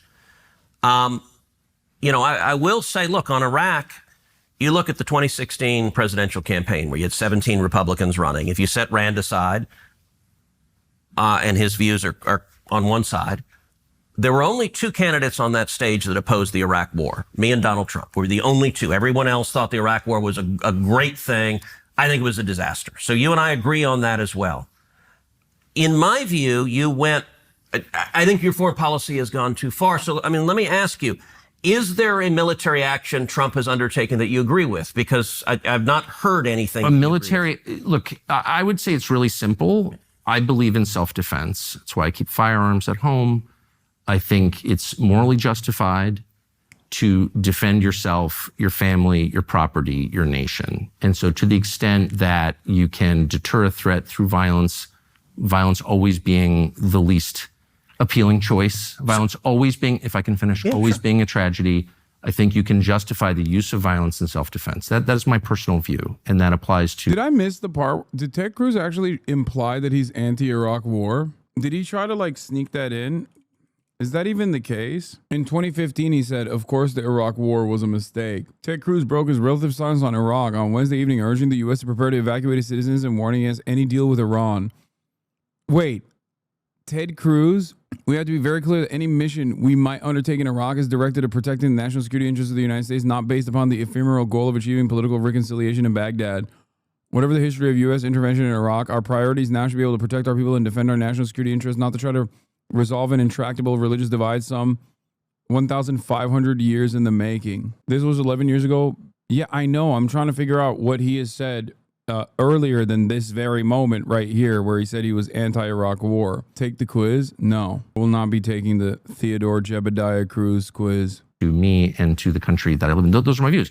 That's not an isolationist view. It's not an anti-Israel view. It's not an anti-Semitic view, with apologies. It is, I think, a pretty common sense view.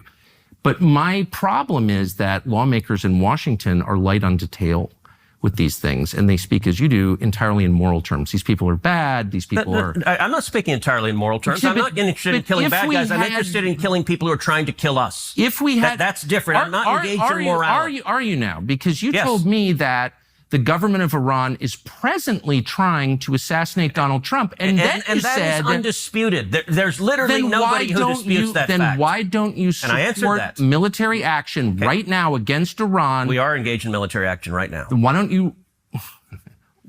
Why don't you support offensive military action? We're bombing the crap out of them. Israel is, and we're supporting them. Israel is. Okay. So why shouldn't the U.S. military defend its own president? I don't understand that. Look, and it goes back to... Because you don't really believe it's true. That's why. Everyone... nobody disputes it, Tucker. Did you land on the moon? What other conspiracies do you not believe? Was 9/11 an inside job? I mean, like, what? So where... I've asked you the names of these people. I've asked you how you know the names of the Iranian hitmen. I know it because the U.S. military and the intelligence agencies have testified before Congress repeatedly. And what did they say? That Iran is trying to murder Donald Trump and has hired hitmen. Do I know the name of the hitmen? No, I'm sorry. And I don't think we do either, because we would apprehend them if we knew their names. Then why don't you take it seriously enough to support killing the Ayatollah in response to protect our president? But you don't. This doesn't even make any sense. And you're calling me an isolationist.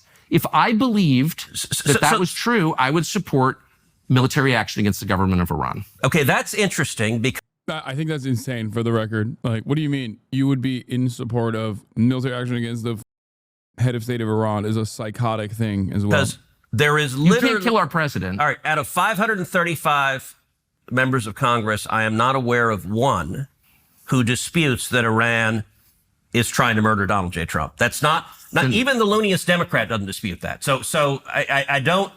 You're saying if you believed what is, I think, a fact that they are trying to... You think it's a fact? Yes. What is the fact? How are you still covering this? Brother, how many times do you get to see a porky little succulent pig right up on the barbecue getting toasty? Like, how many instances do you think we get to watch Ted Cruz get fucked on camera, but in a way that is actually pleasing to the eyes? Are you kidding me? I'm gonna savor this, because Ted Cruz right here, from my perspective, is also a representative of all politicians that agree with him. Because he is not just speaking for Ted Cruz here. He's speaking for virtually every Republican, with the exception of Thomas Massey, and like 80% of the Democratic Party. This is like sitting there watching Jacobin's guillotine, I don't know, royal family members, okay, in the city hall. Like, I assume that there was a lot of satisfaction that was derived from that. Let us appreciate this moment, because Ted Cruz is a representative for all politicians here. With regular frequency, avoid this kind of conversation. This never happens. The only reason why this happened is because Ted Cruz thought he was going into a non-hostile territory. Exactly. But they've hired hitmen. In the United States? Yes. Americans? Yeah, he's not in Iran, so they haven't hired hitmen. No, but are Iran. they the hitmen American? I don't know. Oh, okay. I'm telling you what, and by the way, I'm not the CIA. I'm not the Department of Defense. I'm telling you what they have told us. I'm not disputing it. I'm merely saying we are. That I'm not. I'm saying the logic train has a massive hole in it. If you believe that's true, then you should, by definition, support killing the people trying to kill our president. But you don't support that. Now, Tucker, so I'm wondering what's going on here. Tucker, you took offense to the word isolationist, and I genuinely don't mean it as a pejorative. I disagree with it. But if you don't like that term, I don't know how else to describe what is a coherent foreign policy that says we're surrounded by two giant nations. By the way, isolationism has long been a school of foreign policy. I believe in self-defense. I'm not but not into the slurs, the anti-Semite stuff. I just don't like that. I'm telling you what I believe. But is there a single military action Trump took that you agree with? So did you agree with taking out General Soleimani? Soy right, by the way. Calling isolationism as a slur is soy right. It's like saying, oh man, tanky is a slur. If anyone were to pull that in my chat, I would laugh at them. I would make fun of them. You'd be the dumbest person of all time. No, it's just like a catch-all term. It's a pejorative. It's a way to deflect from the points that you're making by signaling all of the things that your opposition is making up about you that you supposedly believe. Oh, I don't know. It turned out better than I thought, I guess. I mean, you said at the time it would like lead us to World War III. I was worried about it. I've seen that. Well, happen. but that proved not the case. I was wrong, as I have been many times. Did you agree with taking out the ISIS caliphate? Well, if we took out the ISIS caliphate, why are they? No, Mark Levin brought it back. Mark Levin was straight up saying neocon is a pejorative for Jewish the other day. No way. That's old school, dude. That's like Bush era. That's Bush era conservatism. Oh my God, we're back in teacot days, baby. That's awesome. Yeah, claiming neocon is a slur, is a way to say Jew and is like a slur is so funny. Because like the overwhelming amount of neocons are Christian nationalists. That's awesome. Nowadays people just talk about Zionist as a substitute term for Jew. Zionist. If you say Zionist, you mean Jew. Please don't look at the overwhelming number of Christian Zionists. You just mean Jew. Which regime do you like? The People's Republic of China, led by the General Secretary Xi Jinping, the Communist Party of China. They're running Syria right now, and you're for that. Why is that? What do you mean? I didn't say I'm for that. You don't seem to have a problem with it. I didn't say that. ISIS is now running Syria. You're like, we'll see. No, I did. Look, I mean, I know why. But by the way, I didn't push Assad out. Assad toppled. It's hilarious. You know why I don't Assad care? is bad, but no, ISIS runs Syria, but that's fine. We'll just kind of wait and see on ISIS. Not a big deal. You know, not a why, big deal. They're trying to kill Trump. Hold on a second. I want to get back. You know why I don't care, and why? And you do your like trademark smirky laugh. I know why you don't care. What are you even talking about? What? Why don't I care? I don't know why. You tell me. Because you think it's okay because they're not making angry noises or something. But by your own standards, ISIS is so immoral that they must die. But now they're running Syria, and you don't think that we should take military action against the government of Syria? Because why? They're ISIS. What I said is I don't know how good or bad it'll be. Look, I wasn't pushing Assad out. He fell. He fell on his own, in part because he was heavily supported by Hezbollah. And when Israel took out the Hezbollah leadership, he lost his base of support. But the current ISIS leadership, you don't think is bad? You can't say it's terrible that ISIS runs a country? I am concerned about it. Concerned? Aren't you horrified? I want to see what they do. Oh, so you got a wait and see attitude on ISIS now? On the government of Syria, they are not actively, that I am aware of, trying to murder Americans. And that's a real dividing line. Are you trying to murder Americans or not? I'm just saying it's a little weird that we waged this war against ISIS and now they're running a country in the Mediterranean. I think that people would be very, very upset about that, but you don't seem very upset about that. Did you agree with Trump taking out al-Baghdadi, the head of ISIS? I'm totally opposed to ISIS, and what I care about is results, actually, and if taking out the head of ISIS ends ISIS, I guess I'm for it, but now ISIS runs Syria, so I'm wondering how does this work? I mean, my point is... At the time, I mean, I've taken so many different positions over the years, some of which have been wrong. I really do my best to be honest and correct if they are and admit that I was wrong. I'm not one of these people who's like, I've always been consistent. No, my views change all the time because the facts change all the time. You're not going to get consistency from me. You're only going to get sincerity. Well, I will say this, and look, I believe you're sincere. Yeah. But I'm not God. I'm just some guy watching, trying to figure out the right thing for America. And I think because you believe you were mistaken, and I agree previously, I think you've overcorrected. What do you mean overcorrected? I'm worried about turning this mess in Iran into a much larger mess. That's the concern. And by the way, that's a reasonable worry. Look, I know it's reasonable. It was funny when he said facts change over time, for the record. No, they didn't. Facts didn't change. Your career ambitions did. I get why so many people watch Tucker on Fox. Yes, he is an incredibly successful propagandist. I used to rip my hair out every night. He speaks at a frequency where, and at a tune where he can so perfectly craft a narrative with plausible deniability that is inherently white supremacists, incredibly white supremacists, but with like just the right tweaking of the words. I used to do compilations of like Tucker Carlson side by side with like Jared Taylor and all these other like prominent white nationalists. And he just channels their worldview so perfectly in a way that is palatable. It's terrifying. And he was endlessly successful. Reasonable. And I know you're like ready to call me all these names for asking. So is what he's saying here true since you're not saying anything about it? Yes, he is. He is. The way I described it is like it's two racist white nationalists arguing with one another. They're both Christian fascists as well, but one is anti-Israel and one is pro-Israel. And the anti-Israel position is the correct one here. So Tucker Carlson is arguing not on the same boundaries that I would argue, because like I would talk about the human toll, civilian casualties. He doesn't care about that. But because the situation with Israel is so untenable, it's so indefensible that he can argue even from like this weird concocted isolationist white nationalist perspective and still come across as the correct position. Just asking questions. Yes, I am. So here's my question to you. If the Ayatollah is killed in Iran, and he very well could, if there's a war. I have just read in the paper this morning that Israel tried to take him out twice and Trump told them not to. Would you consider Tucker an isolationist? Not even. He's just, I don't even think he is. I'm sure these guys are never actually like anti-war, right? I would never say that they're anti-war, for example.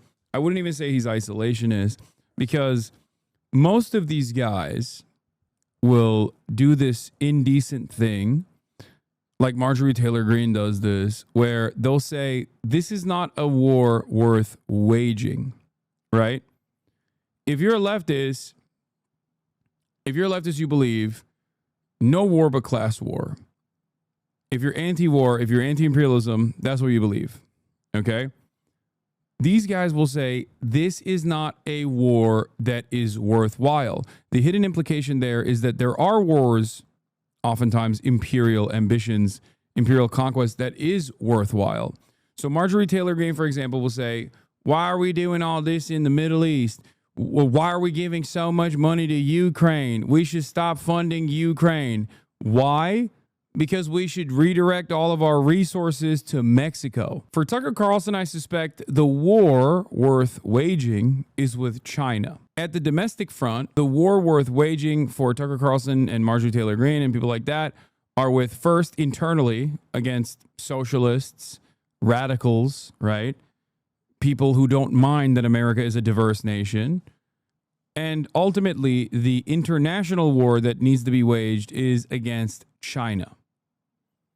Now, of course, ironically enough, I believe that Ted Cruz, Donald Trump, and the Democratic Party are aligned with Tucker Cruz on the notion that the real war that must be waged is against China. I think that they just have different methods of how to wage said war. Did I say Tucker Cruz, Ted Cruz, and Tucker Carlson?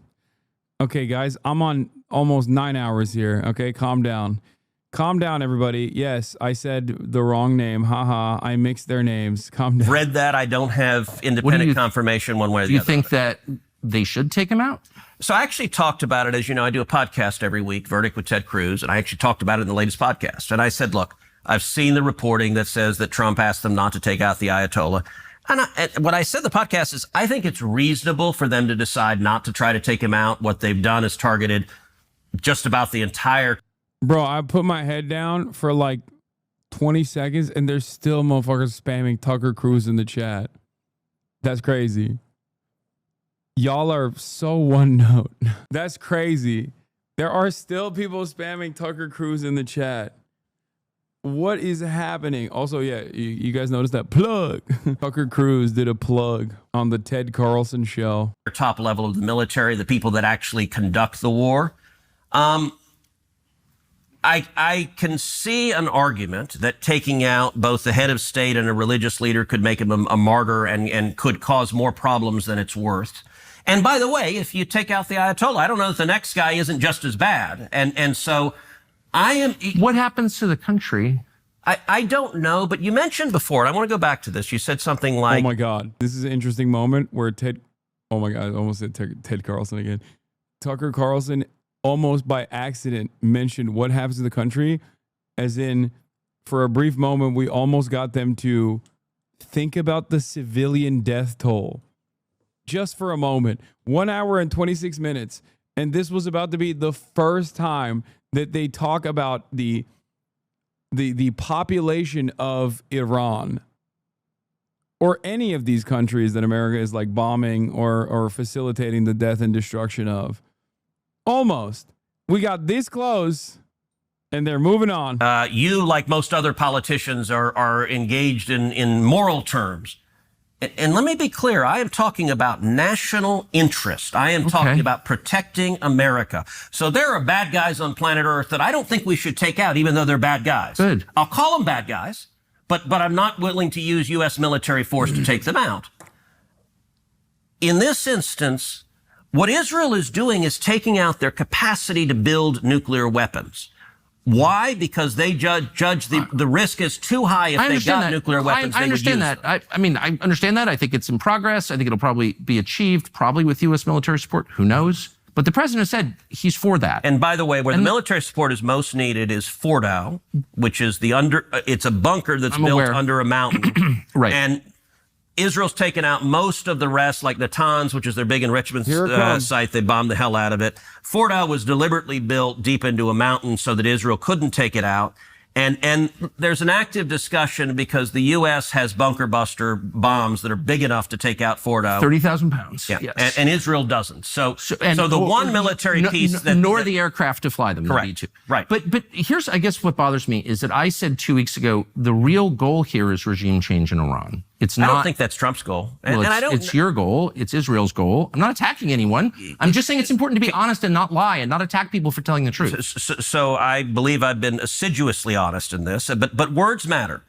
You said the real goal here is regime change, and it's your goal. And I want to be clear. Well, you said it was your goal. I want to be clear because words matter. Do I support regime change, and would I like a government that doesn't hate America and isn't trying to kill us in Iran? Yes, that's a good outcome.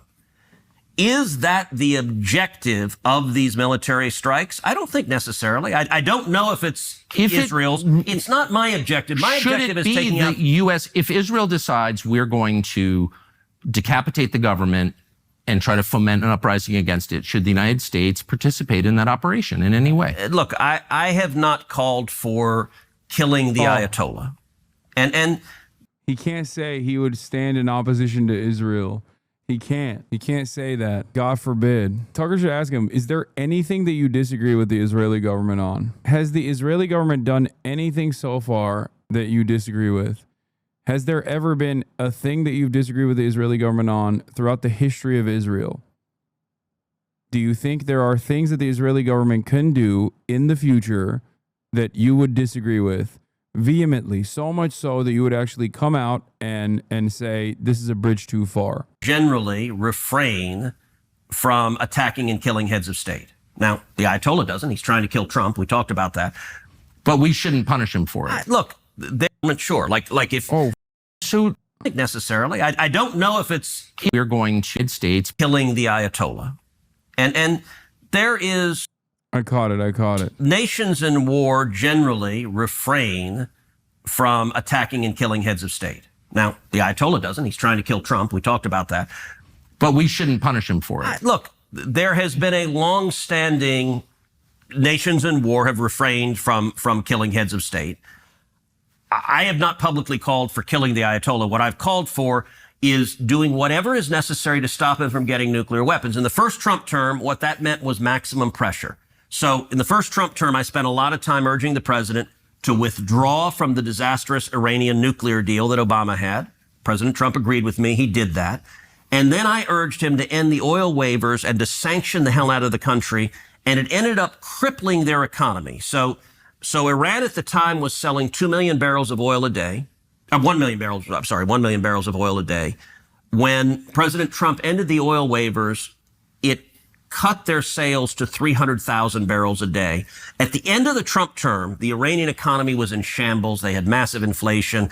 I think the regime was teetering. I think it might have fallen. I would use economic sanctions and I would use moral suasion to try to effectuate if you regime topple, change. okay, so you topple the regime and by whatever means, what happens then? How many people live in Iran, by the way? I don't know the population. At all? No, I don't know the population. You don't know the population of the country you seek to topple? How many people live in Iran? 92 million. Okay. Yeah, How could you not know that? I don't sit around memorizing population tables. Well, it's kind of relevant because you're calling for the overthrow of the government. Why is it relevant whether it's, because, it's 90 million or 80 million or 100 million? Why is that relevant? Because if you don't know anything about the country... I didn't say I don't know anything about Okay, what's the ethnic mix of Iran? They are Persians and What percent? predominantly Shia. Okay, this is cute. It's not Okay. even... You don't know anything about Iran. So Okay, actually, the I am country... not the Tucker Carlson expert on Iran. You're a who senator says, woo's calling for the you're one who overthrow of the claims- government. You're the one and you who don't know claims anything about the country. Cinema. That's it. In this day and age, I don't think this tanks people's candidacy ever. Like, I don't think this will hurt the support that Ted Cruz receives. But it's such a fantastic gotcha to showcase the absolute depravity of American politicians that basically talk about death and destruction over there without even knowing basic facts about the people whose death sentence that they're signing off on. This isn't to make it so that, like, if Ted Cruz knew off the top of his dome, what the number of people are in Iran. But the very fact that he doesn't know makes it all that more damning. Like, I wouldn't be on board with Ted Cruz saying that that he'd be on board with, like, regime change or bombing Iran, bombing the Iranian nuclear sites with American weapons if he knew the exact number, the ethnic demographic breakdown of Iran. The fact that he doesn't know makes it so much worse. No, you don't know anything about the country. You're the one who claims they're not trying to murder Donald Trump. You're the I'm one not saying that. who can't figure out I'm if it was a saying good you don't idea to kill believe- General Soleimani, and you said it was bad. You don't believe they're trying to murder Trump. Yes, I do. Because you're not calling for military strikes against them in retaliation. And if you really we are believe that... carrying out military strikes today. You said Israel was. Right, with our help. I said we. Israel is leading them, but we're supporting them. Well, you're breaking news here because the U.S. government last night denied, the National Security Council spokesman Alex Pfeiffer denied on behalf of Trump that we were acting on Israel's behalf in any offensive capacity. No, we're not at all. bombing them. Israel's bombing them. You just said we were. We are supporting This is Israel. high stakes. You're a senator. If you're saying the United States government is at war with Iran right now, people are listening. Okay, we are not bombing them. Oh, okay. Israel is bombing them. And hey, why do you do the snide, oh, okay? What do you mean? Because this is super high stakes stuff. This is a huge country that borders a lot of other important countries. A lot of the world's energy comes from there. So you let me ask don't you, want Tucker, another disaster. You don't want to be Tucker, reckless. the Ayatollah refers to Israel as the little Satan and America as the great know. Satan. Do you believe him when he says it's the great Satan? Of course Do I you believe if him. the Ayatollah could murder both of us right now that he would? I do. I believe him. Okay, I assume no good faith on the part of the Ayatollah. No, not and good if your faith. implication No, is like it's not I'm good faith. pro-Ayatollah or something. No, it's not good faith. It's that Just saying, you're a lawmaker. You're a powerful person. And Like, the answer here is a lot of people would want us dead. Do you think we should do targeted first strikes on a nation of 92 million people as punishment? Like, Nazis want me dead. I wouldn't advocate to kill them and their families. You know what I mean? As a matter of fact, I do the opposite. I advocate for them to have health care regardless. in Washington, this is the most powerful country in the world. If you're calling for toppling in government, it's incumbent on you to know something about the country and to think through the consequences of that. And you haven't, and you don't. And I'm saying that's reckless. I haven't thought. Okay, you engage in reckless rhetoric with no facts. And to be clear, I'm not calling for the overthrow of a government. You are. You put out a newsletter attacking Donald Trump and calling him complicit. I've never I can attacked read Donald Trump. Yes, you have. And by the way, I campaigned for Donald Trump. Okay, yes, And this is and- after anti-Semitism, this is the last refuge. You're an anti-Semite and you hate Trump. okay, I love Trump. I will read. You put out a whole newsletter saying Trump has All right. abandoned America first. And here's what Trump said in response. Well, considering that I'm the one that developed America first and considering that the term wasn't used until I came along, I think I'm the one who decides that. For those people who say they want peace, You can't have peace if Iran has a nuclear weapon. So for all of those wonderful people who don't want to do anything about Iran having a nuclear weapon, that's not peace. What one model for the action that Trump's allies have discussed privately in recent weeks is his 2020 decision to assassinate the top Iranian commander Qasem Soleimani. The strike, while still a serious escalation that drew reprisals from Iran, did not cause all-out war, they argue. Oh, my Lord. Oh, they're just looking for justifications. A key voice in Trump's ear has been General Michael Kurilla, commander of the U.S. Central Command. He's a real freak. In recent weeks, some U.S. military leaders, including Kurilla, have requested more resources to defend and support Israel as it continues to trade fire with Iran. Yeah, they're looking for ways to sell it. Had better information about what Israel was up to than anyone else in our government. Eric Kurilla, a U.S. general close to Israel who helped craft its post-October 7 wars, is wielding major influence on Trump's decision-making over a U.S. war with Iran. Some say Kurilla is extremely close to Israel, even by the standards of other U.S. officials, and is empowered, emboldened. As Hexeth is dominated by scandal, Trump fires diplomats and fealty drives others.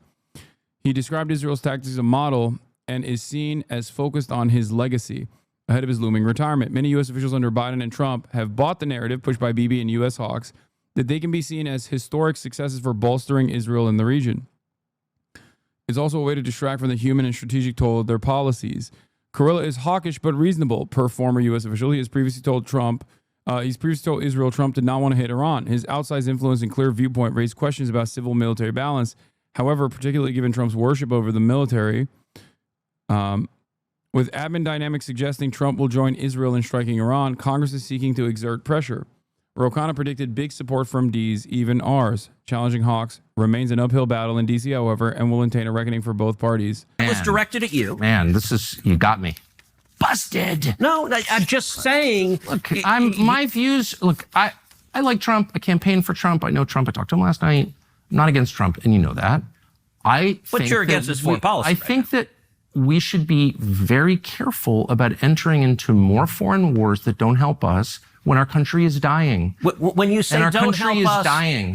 Look, yes, focus on our country. I'm all for it. But the naivete. You don't even know how much money this costs. Hey. You don't know anything about the country whose government you want to overthrow, and you're calling me reckless. He's right. I can't believe I'm saying this once again. A thing that I've mentioned so many times now, more than I ever care to admit. Once this process is over. But Tucker Carlson is right. The average American senator is so morally repugnant and so stupid that they make a propagandist white nationalist like Tucker Carlson look like a beacon of morality and consideration in comparison. How is that even possible? Tucker's position here being like, Tucker's position there is basically a restructured format of something that I always say, which is all of the money that we spend is the Eisenhower statement, right? All the money that we spend over there, all the money that we spend overseas on bombing other countries could be spent here domestically building schools. Every dollar spent on making rockets is a dollar that could be spent on making roads, right? And this is a major issue with the way that our government is organized nowadays, especially because like the military industrial complex is the most powerful force in this country. It's the most powerful industry in this country, and the entire economy and our entire political economy, the entire realm of politics is geared towards an endless continued effort to dominate the rest of the planet. So Tucker Carlson is basically saying, you don't know how much money we're spending on Israel. You don't know anything about the country that you are choosing to bomb. This country is dying. When Tucker says this country is dying, I think he means like there's too many Mexicans. When I say this country is dying, I'm talking about, of course, the shitty infrastructure, the lack of adequate health care for average Americans, the lack of adequate education for Americans. That's a major difference between, me and Tucker Carlson here. But the point still stands. I want to stop a lunatic who wants to murder us from getting nuclear weapons that could kill millions of Americans. Fair. You say, I can't see how that benefits America in any way.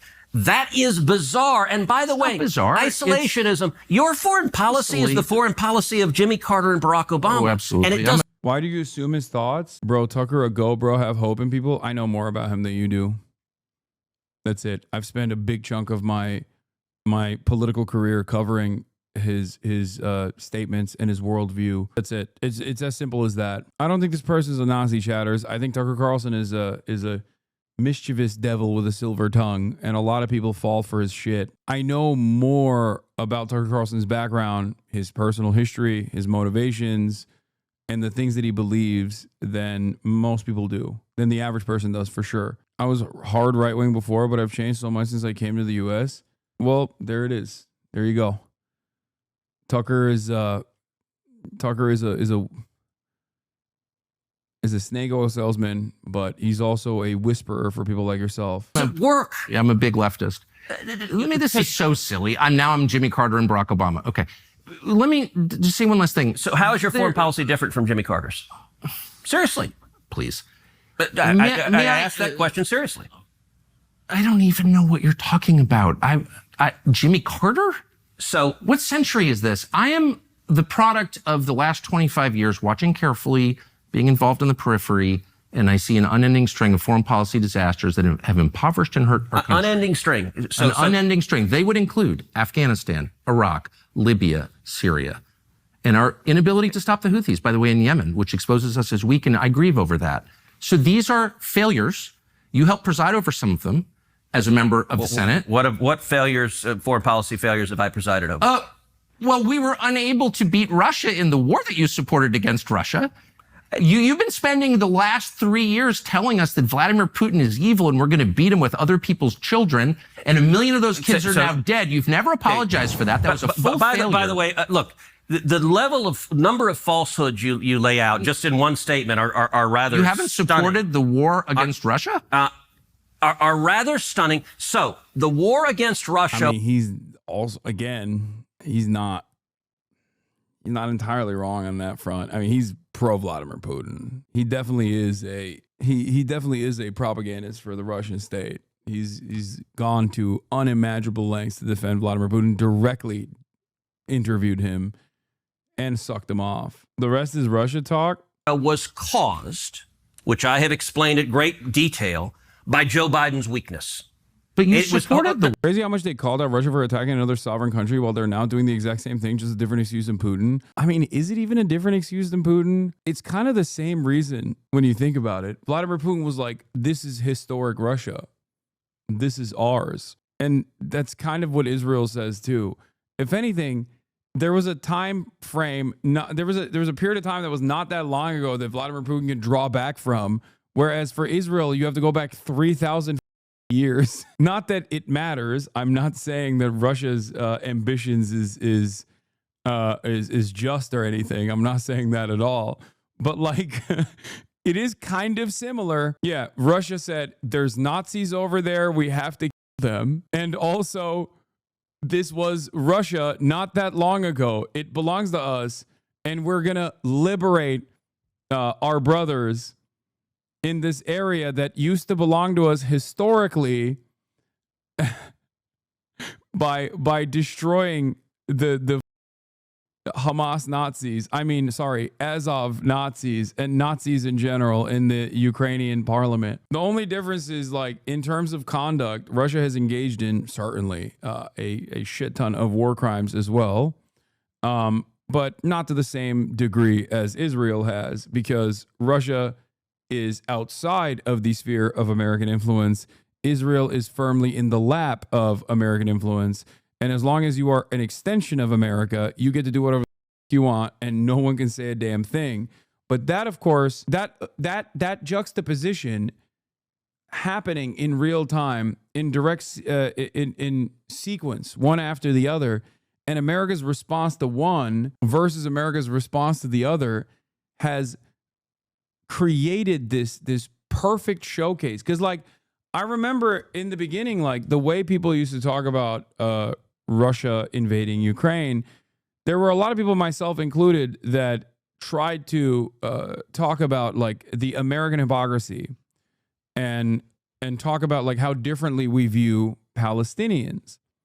But at the time, Israel was just simply doing an apartheid. There wasn't, like, the extra ethnic cleansing that it's been engaging in since October 7. So when people like myself made that point, everyone was like, why are you defending Russia? I was like, no, I'm not. I'm not defending Russia. I'm actually saying Russia's doing America And this is to criticize both Russia and the United States of America, but people couldn't comprehend it back then. But then Israel did what Israel's been doing for the past year and a half. So now that juxtaposition is impossible to ignore. That hypocrisy is now impossible to ignore from the perspective of like average citizens that are onlookers that are watching. War. Now, if you want to talk, we can talk Russia and Ukraine. I'm happy to talk about it. Do you think that's been a success? No, it's been an absolute disaster. Okay, but you supported it. Shouldn't you apologize? No, you should apologize. I'm not going to engage in the demanding of apologies. So I'm like, that's my point. Is all these failures and no one ever says I'm sorry. Matter, or do you just throw out if you want to talk, we can talk. Okay, I do. I want to know why that seems like a true disaster for the United States. You have supported it. Do you believe Joe Biden's weakness caused the war in Ukraine? I think Joe Biden's aggression caused it. His aggression? What aggression? He demanded that Ukraine join. Monkey D. Houthi, I honestly don't think the position that Russia's actions are irredentism are true. Initially, unread leftists said it was imperialism. It's not. I didn't say that. I said it was irredentism from the start. Like literally, the day of the invasion, I said, this is Russia's irredentist actions against Ukraine. I mean, it's a direct blow to Western imperial ambitions, if you want to think about it from that perspective, but it doesn't matter. It's still ultimately an incredibly violent and unjustifiable sequence of events that Russia engaged in. And the reasoning for why it's doing it, changes.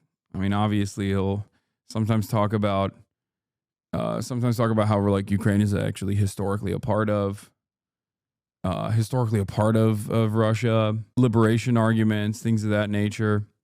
But ultimately it's still unjustifiable conquest. NATO. How does that help the United States?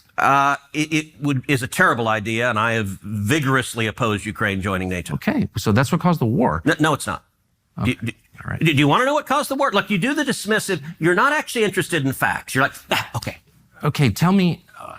It seems super obvious. You're absolutely right, and I'm sorry. That is a tick of mine that is wrong, and I mean this with sincerity. I'm sorry to do. In what way has Ukraine been a disaster for the United States? By the way, weapons manufacturers got rich and the U.S. weakened a historic enemy while making Europe reliant on American energy. It's been a total win for the rulers. Yeah, I don't think that that's good because I care about all the dead children and the civilians and the complete destruction of a 40 million strong state that wasn't really doing great economically before this war either, but it's certainly doing a lot worse and will probably never recover. I don't think. But I do think that when Tucker Carlson talks about that, he doesn't actually mean it. Like when Tucker Carlson says like so many millions of people died, like I don't think he gives a shit. I'll be honest with you. Yeah, for the record, that chatter is not saying it was good for. No, neither do I. I mean, from the perspective of the freaks. Yeah, you're not wrong. Someone like Tucker Carlson, who normally would justify American empire, would love Ukraine. He would have, under normal circumstances, the Lindsey Graham position. 5% of our military budget, not a single active duty service member dead, and we've taken out 50% of our foreign adversaries' military. I'd say that's a good bargain. That's the Lindsey Graham position, and that's the honest position. That is literally the position of the American state, both under the Biden administration and most likely, well, I don't know what is doing with Russia. I'm gonna be honest. It's a little tricky to truly comprehend where Trump is going with Russia because he does legitimately have a sexual interest in Vladimir Putin, which transcends above all of the interests of American foreign policy. Do that to you. I just think it seems so obvious that sending Kamala Harris to the NATO Security Conference to say you're going to join NATO is what triggered the invasion days later. Okay, so can I? This will take a few minutes to lay out because it's complicated, but I think the facts matter. I think two things caused the war in Ukraine. Number one, I think Biden's incredible weakness and the disastrous withdrawal from Afghanistan. Biden's incredible weakness in following through on Trump's Afghanistan withdrawal policy. Okay. And then also simultaneously, I agree with him in defense of Ukraine until now, because now Donald Trump doesn't agree with that. So now I have to act like I wasn't, cheering it on while simultaneously trying to find ways of criticizing Biden. Afghanistan. Now, I believe we need to leave Afghanistan, but not with the incompetence that led to 13 servicemen and women being murdered by terrorists there. The way Biden did that was disastrous, and I think our enemies looked to the commander-in-chief and said, this president is weak. And when that withdrawal was so disastrous, I said publicly at the time, the chances of Putin invading Ukraine have just risen tenfold. Right. But secondly, and this is critically important. Well, I agree, that was awful, the withdrawal. And it was a major cause of our enemies all said, hey, this president is weak. And so was Biden as bad as everyone says? No, he's worse, because they never criticize him for the appropriate shit. They criticize him for the one good thing he did in his goddamn administration in terms of foreign policy, which is the Afghan withdrawal. Ironically enough, it wasn't even his own personal policy. It was literally the continuation of the Trump plan. And everybody shit on him for it. That's the one thing, as far as his foreign policy decisions, that I unconditionally, 10 toes down, defended. Okay? Every other aspect of his foreign policy has been a disaster.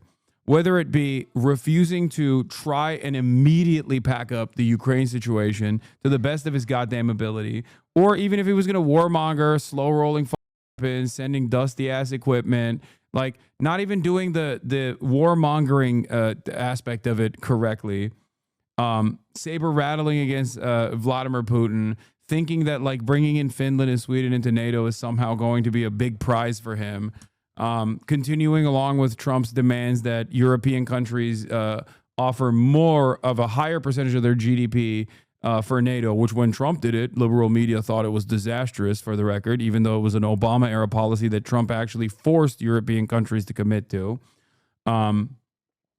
Obviously, there's also the whole genocide situation. I mean, that is an unimaginable, cruel, singular, legacy-tarnishing act. I mean, legacy, obviously, but like, I think Biden will be forever remembered as Genocide Joe, who oversaw the ethnic cleansing of Palestinians. Biden still executed the Afghan withdrawal poorly? No, he didn't. That's cope. It still sucks how he executed it? No, that's just cope. That's bullshit. No, he didn't. Remember, numbers on the board, 13 of our best soldiers died, right? 13 of our best soldiers died. Okay, 67 soldiers died in Afghanistan when Donald Trump was overseeing the Afghan withdrawal that he never actually committed to. If anything, the Afghan withdrawal was because we killed an aid worker on the way out and his whole family. The bombing in Kabul. it invited, and by the way, look, I despise war. Bad? All the people on the planes going crazy. I mean, yes. Oh, sorry.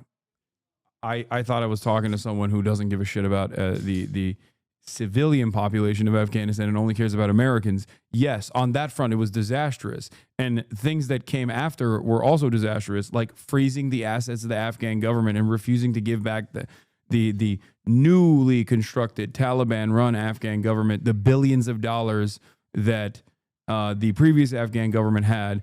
Also shutting off any opportunity from NGOs from working with the Taliban government in Afghanistan and making things infinitely worse.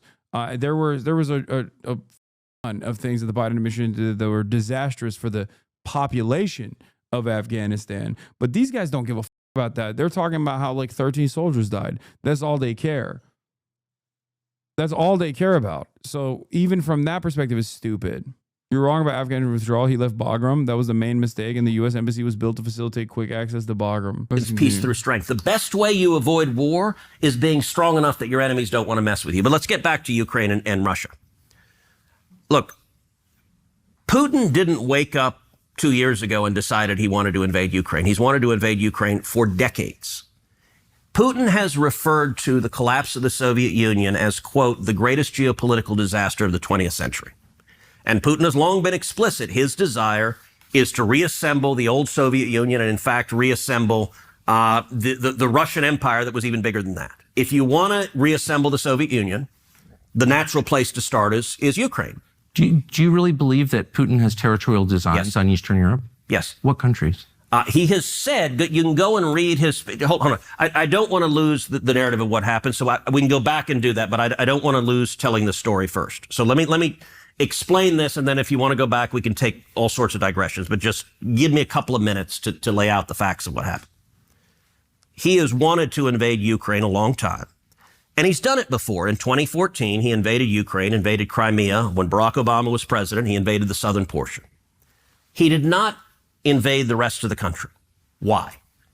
And the reason is the principal source of revenue for Russia is oil and gas, and the natural gas pipelines run right through the country of Ukraine, and he didn't want to jeopardize his ability to get gas to Europe. Right. So in 2015, Putin started a project called Nord Stream 2. Did anything happen in 2014? In terms of what? Wasn't there a coup in Ukraine run by the Obama administration? Let me finish telling. I told you, we'll take lots of digressions in a second.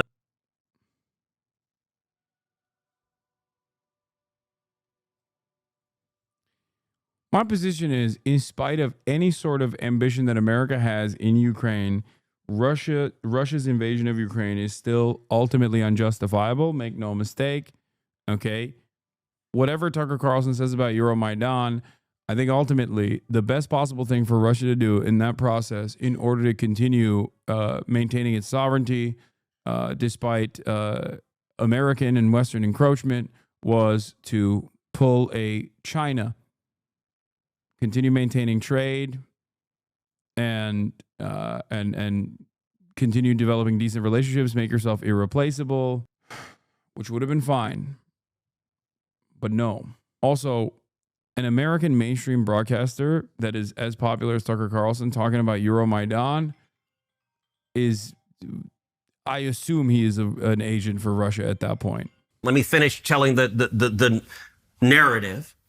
No, it's not that he's talking to Jeffrey Sachs. He's been saying this from before. Putin began building Nord Stream 2. Nord Stream 2 is an undersea pipeline that runs from Russia to Germany. The entire purpose of Nord Stream 2 is when it was completed and turned on, it would let Russia circumvent Ukraine and get its gas straight to Europe. In 2019, Nord Stream 2 was almost complete. And the conventional wisdom in Washington was, this is terrible, but there's nothing we... Wait, what is this argument? This is so dumb. Who gives a shit? What do you mean you're mad at Russia for developing pipelines? What? Doesn't this also make Biden the GOAT then? From your estimation, he blew it up. Like, what? How are you anti? I don't understand how he's like anti-Biden, but also is let's see where he goes with this. I didn't believe that.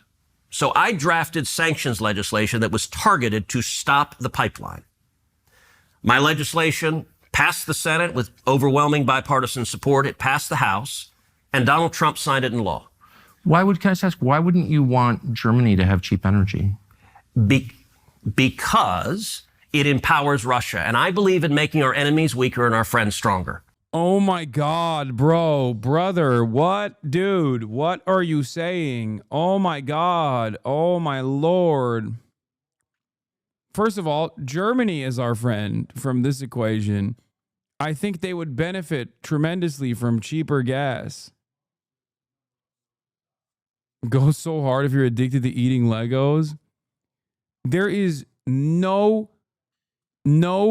real justification for trying to cut the pipeline. There's just, unless you're an environmentalist, I guess. That's the one group of people I will say is justified in their anger and resentment for more pipelines. Okay. Has blowing up Nord Stream made Germany stronger? Not being dependent on Russia has made Germany stronger. Do you think Germany is stronger now than it was 4 years ago?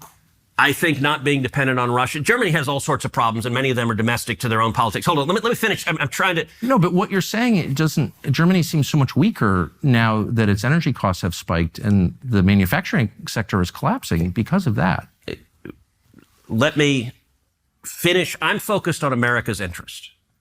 I don't... Germany did not want Nord Stream 2 anymore? Stop. Yeah, famously, countries hate cheaper energy. That's the one thing that sovereign states despise. Please stop. It became an issue of major political consequence, even at the domestic level. While Germans certainly, plenty of Germans certainly despise Russia, are afraid of Russian encroachment. We depend on it, but didn't want to buy it from Russia. No, man, that's the cope that your government you so you can feel less angry. So that you can be like, no, you don't understand. My fucking energy bill is like way higher, but that's for a good cause, a higher purpose. I would much rather get it from what? America? The moral authority on the planet? What country is providing energy to Germany that you think is a beacon of morality, chatter? Quick answer. This is if we even assume that nations don't. This is even if we assume for a brief moment, we suspend our disbelief and we assume for a brief moment that countries actually operate with morality. Countries operate. Oh, you mean, Qatar. So Qatar and Iran. It's like, I mean, look, I don't got a problem, but I don't think the German government would have the same attitude. Anyway, it doesn't even matter. Yeah, you get it from Qatar and the Gulf Arab states plus the US. They're totally way more moral than Russia.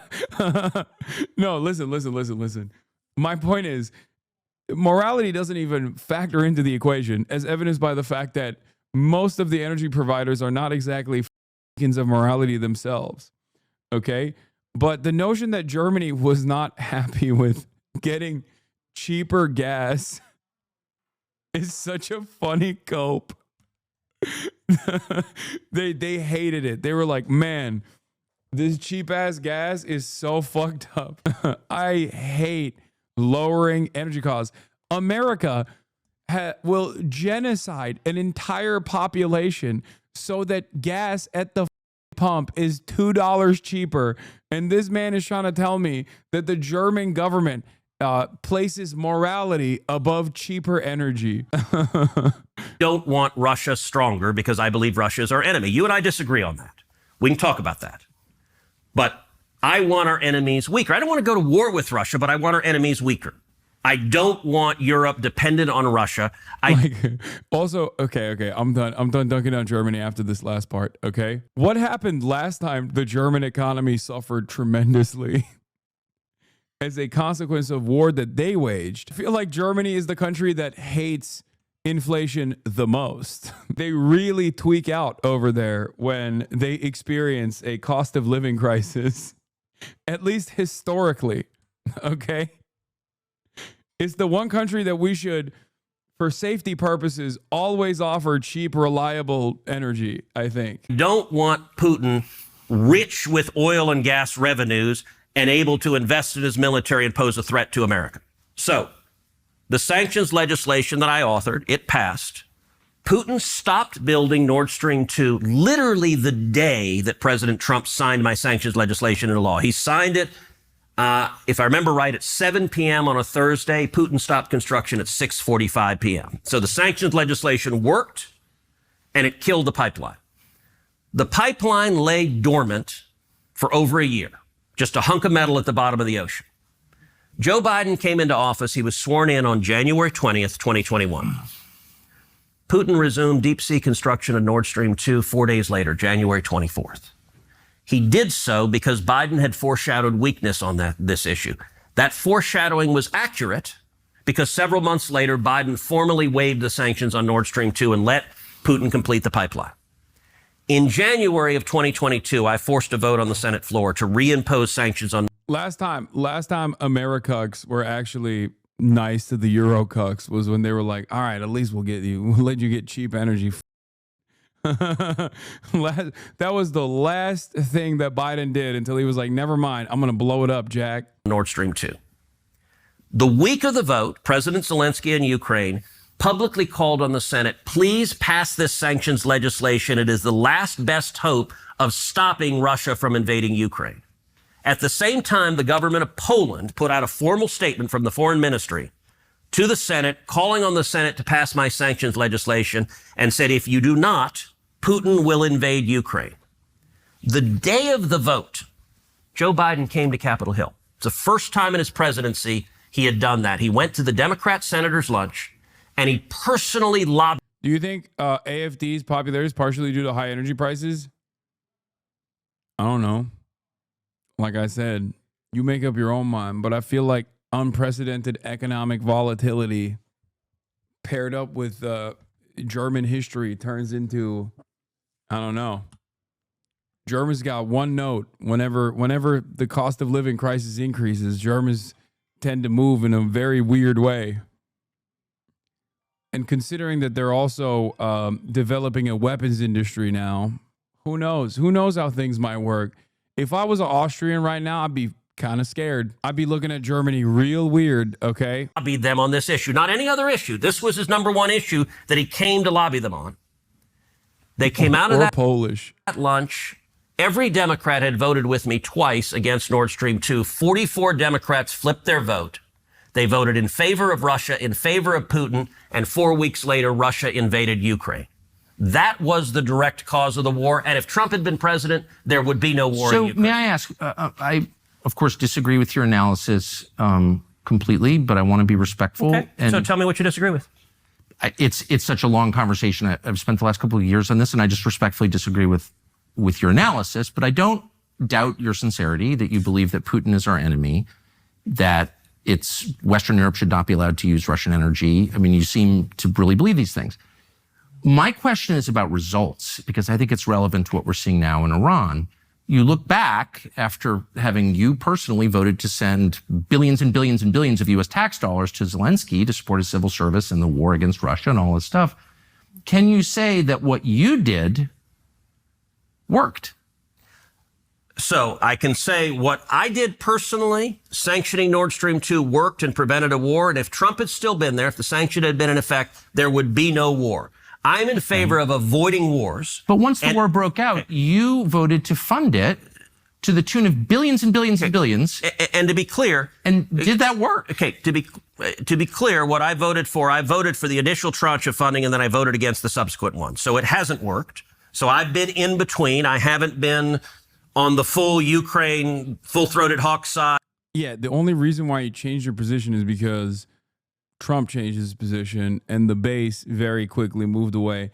Republicans are the funniest group of individuals, man. I love listening to Republicans try to play this song and dance here. First of all, there's never a war that they haven't enjoyed. Secondly, it's incredibly funny that a group of people that carried over Red Scare resentment post the collapse of the USSR in perpetuity only changed their position because they went and read a couple posts on a Telegram group. Like, how do you rewrite a major foreign adversary in your mind that you've been primed into hating because you think they're communist, only to turn around and be like, I actually like them now because they're defending the war against woke? That I will never understand.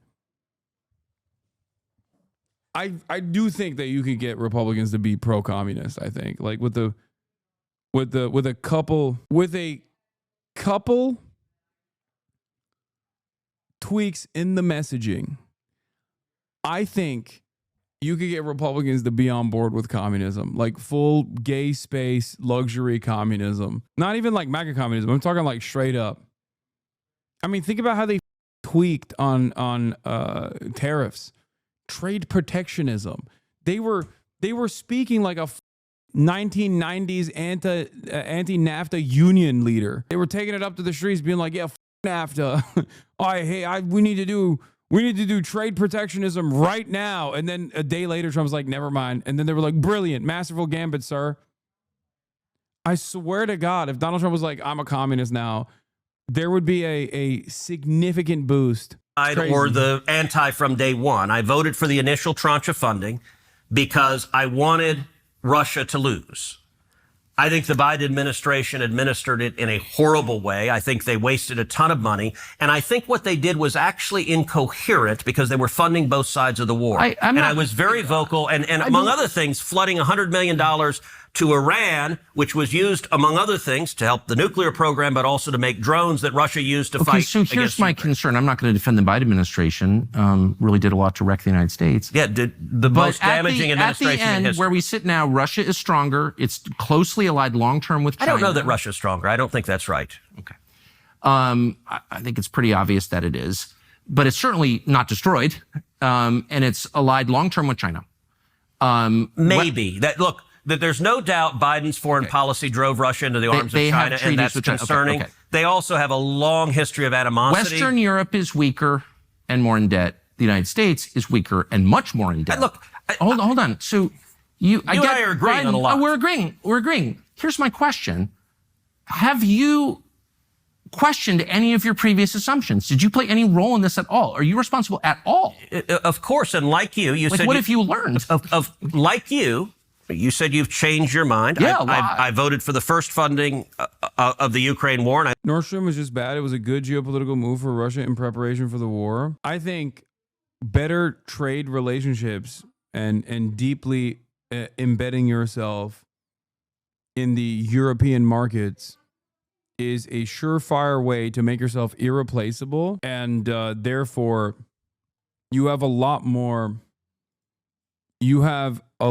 more options in terms of avoiding conflict. I voted against every subsequent funding stream because it wasn't working. And I looked at what was happening and said, this is not working. And had the money been spent in an intelligent way and not wasted, and had it been successful, I might have been willing to fund more. But it wasn't successful, so I voted no. And the war is going to end. Look, President Trump campaigned on ending the war. I think he's frustrated because Putin has been less than eager to reach a deal to end the war, but it's going to end. You're not going to see another dollar coming from Congress. Do you think Zelenskyy wants to end the war? I think Zelenskyy has behaved horribly. I think his Oval Office meeting will go down in history as the worst Oval Office meeting of any leader that has ever come to the Oval Office. I think he behaved like a pompous ass. And I think he is unrealistic. I think Zelenskyy spends his time with Nancy Pelosi and Chuck Schumer in the New York Times, and he believed he was going to the Oval Office as a resist figure. And I think he's doing real damage to his country right now. You described him many times as a hero. I don't recall ever using the word hero. I will say, look, I'm not a Zelenskyy cheerleader, and I'm not in the business of saying everyone we support has to be a saint and everyone we oppose has to be a villain. I'm not in the morality game. I'm in the U.S. interest game. Why did I want Nord Stream? You quite literally are in that game. Your morality is just twisted, and you say all of America's enemies are true evil, and all of America's allies are the absolute moral authority. You have said that over and over again for the past hour and 47 minutes. Israel doing a genocide, ultimately the best, most moral country. Okay. Iran not doing a genocide, definitely the most evil country that deserves to be nuked. Two stopped because it would strengthen Russia, and Russia's our enemies. It's entirely U.S. interest. Did you support the industrial sabotage against it, blowing it up? So I think you believe America did that. Is that right? Of course.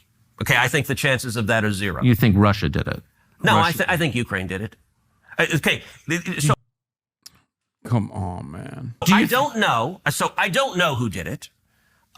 In terms of the theories that have been put out there, the idea that Russia blew up their own pipeline never made any sense to me at all. I can't even articulate why they would do that.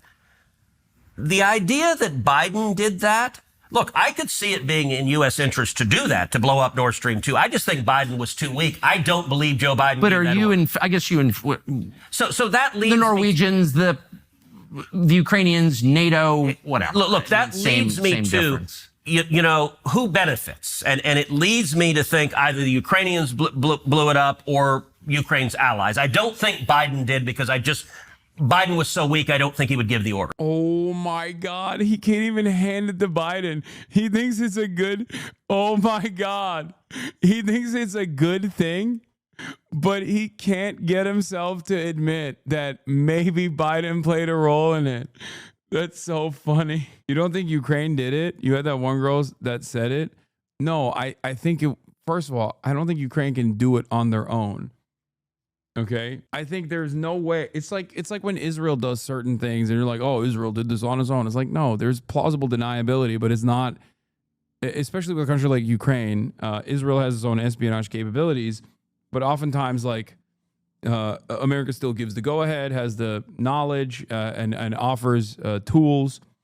And especially with Ukraine, I don't think Ukraine has the capabilities of doing it on their own. The idea that it was like Polish, the idea that it was like a Polish infiltrators or something, I think is silly. I think it was definitely a cooperative project between American agencies and Ukraine. I find that implausible. But you're in favor of it. Look, I was in favor of stopping it. I think blowing it up. Like, do I think Ukraine did the drone strikes? Yes. I think Ukraine did the whole bring in the trucks full of drones. Like, that's a sophisticated operation. But I think Ukraine has the capacity to pull that off, especially because they're very good with drone warfare in general. I would go so far as to say that they're probably better than America with respect to drone warfare. But when it comes down to like an deep underwater explosion, that is the level of expertise necessary to conduct an operation like that is not something that Ukraine has the capabilities of pulling off. The Nord Stream 2 sabotage wasn't that complicated. It was only 75 meters underwater, that commercial diving depths, and 100 kilograms of C4. Ukraine absolutely had that capacity. I don't think so. You're making it seem like almost comical when you're describing this. Like you're talking about it like it's a bunch of Western, like a wild Western where a bunch of thugs are putting TNT on the side of a railroad, dude. That's like a sophisticated military operation. Like, what the you're 75 meters underwater in the sea. I don't even know what kind of explosives are necessary to be able to conduct that. Timing that is incredibly important, because if it fails, like, training for that is already difficult in and of itself, unless you think that these guys are building pipelines, you know what I mean, that can't withstand natural elements. Was a good thing. Hassan, Islamist fascism. So I'm supportive of that, but I don't think America did that. I don't think Biden gave that order. But in I general, could see Trump giving that order, but he wasn't in office. Yeah. And you think that the largest act of industrial sabotage in history helped our allies in Western Europe or other fellow NATO members? Look, I got to say, I don't understand. For some reason, you are really invested in defending Russia, and I don't get that. I'm not attacking you with that. I'm genuinely, like, I don't get why you're so passionate about defending Russia. Actually, I was defending. Okay, that's a pretty good take from Ted, and I think he's being honest when he says that. Western Europe, the home of my ancestors, and that oh God, he's such a I'm defending Western Europe, the home of my ancestors. Shut up. Tripling their energy costs and destroying their industrial base. Not like. You just accused me of being an anti-Semite, an isolationist, and a Russia lackey. I've not called you a neocon once, which you are. But I haven't said that. That's absurd. Yeah, those neocons that oppose the Iraq War. Right. But like that's okay. dishonest. But I haven't called you that because you just said, which you are. You just called that. Okay. Called me that. You just did. I guess what I'm saying is you're triggered because I use name calling. I get it. I was triggered when you called me names, and I'm triggered once again that you're calling me a Russia defender when in fact I'm defending Western Europe. And I don't think that you. Do you think Putin's our enemy? Well, he's literally our enemy. You are funding a war against him. But do you think he is our? No, you're saying we're his enemy. Do you think Putin is our enemy? I think it is a tragedy that your policies, specifically yours, helped drive Putin into the arms of China, forming a bloc that's larger than us. So you won't answer that question. I don't. He is literally our enemy right now. That is a tragedy for the United States. No, you're saying.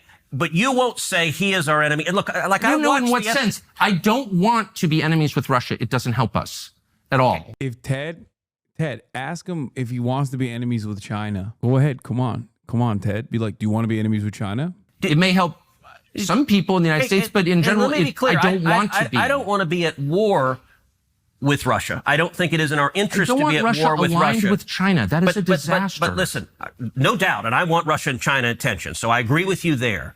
But I think Putin is a KGB thug. I think he's not going to say that because they both want to fight China. He is a bad man. Now, I don't want to go to war with him over that. Okay. But I'm not naive, and like I watched your He's a bad episode. man. He's a bad man. Okay.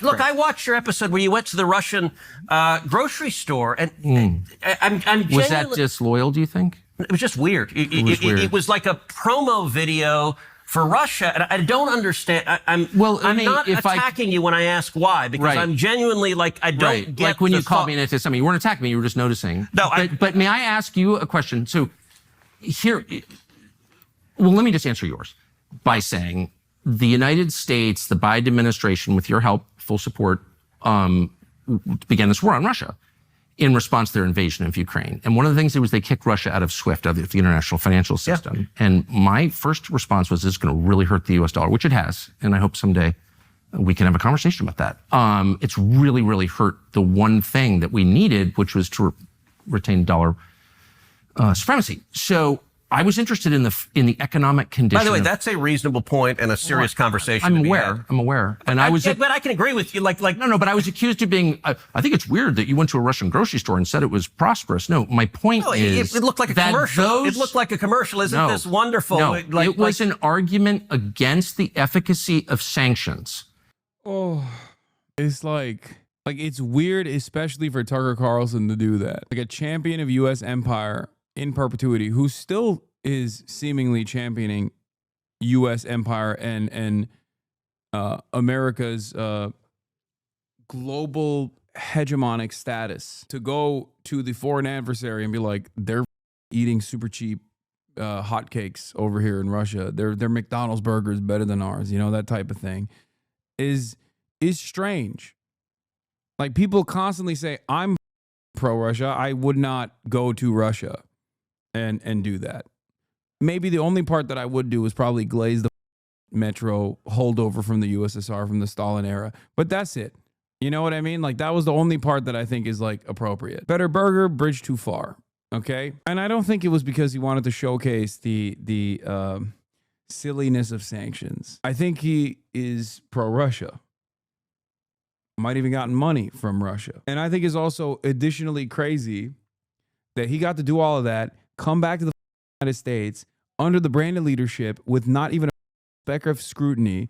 And I can't even say Israel sucks without Donald Trump and his administration and his Department of Homeland Security detaining me at the border, taking away my global entry, and who knows what else. What is going on?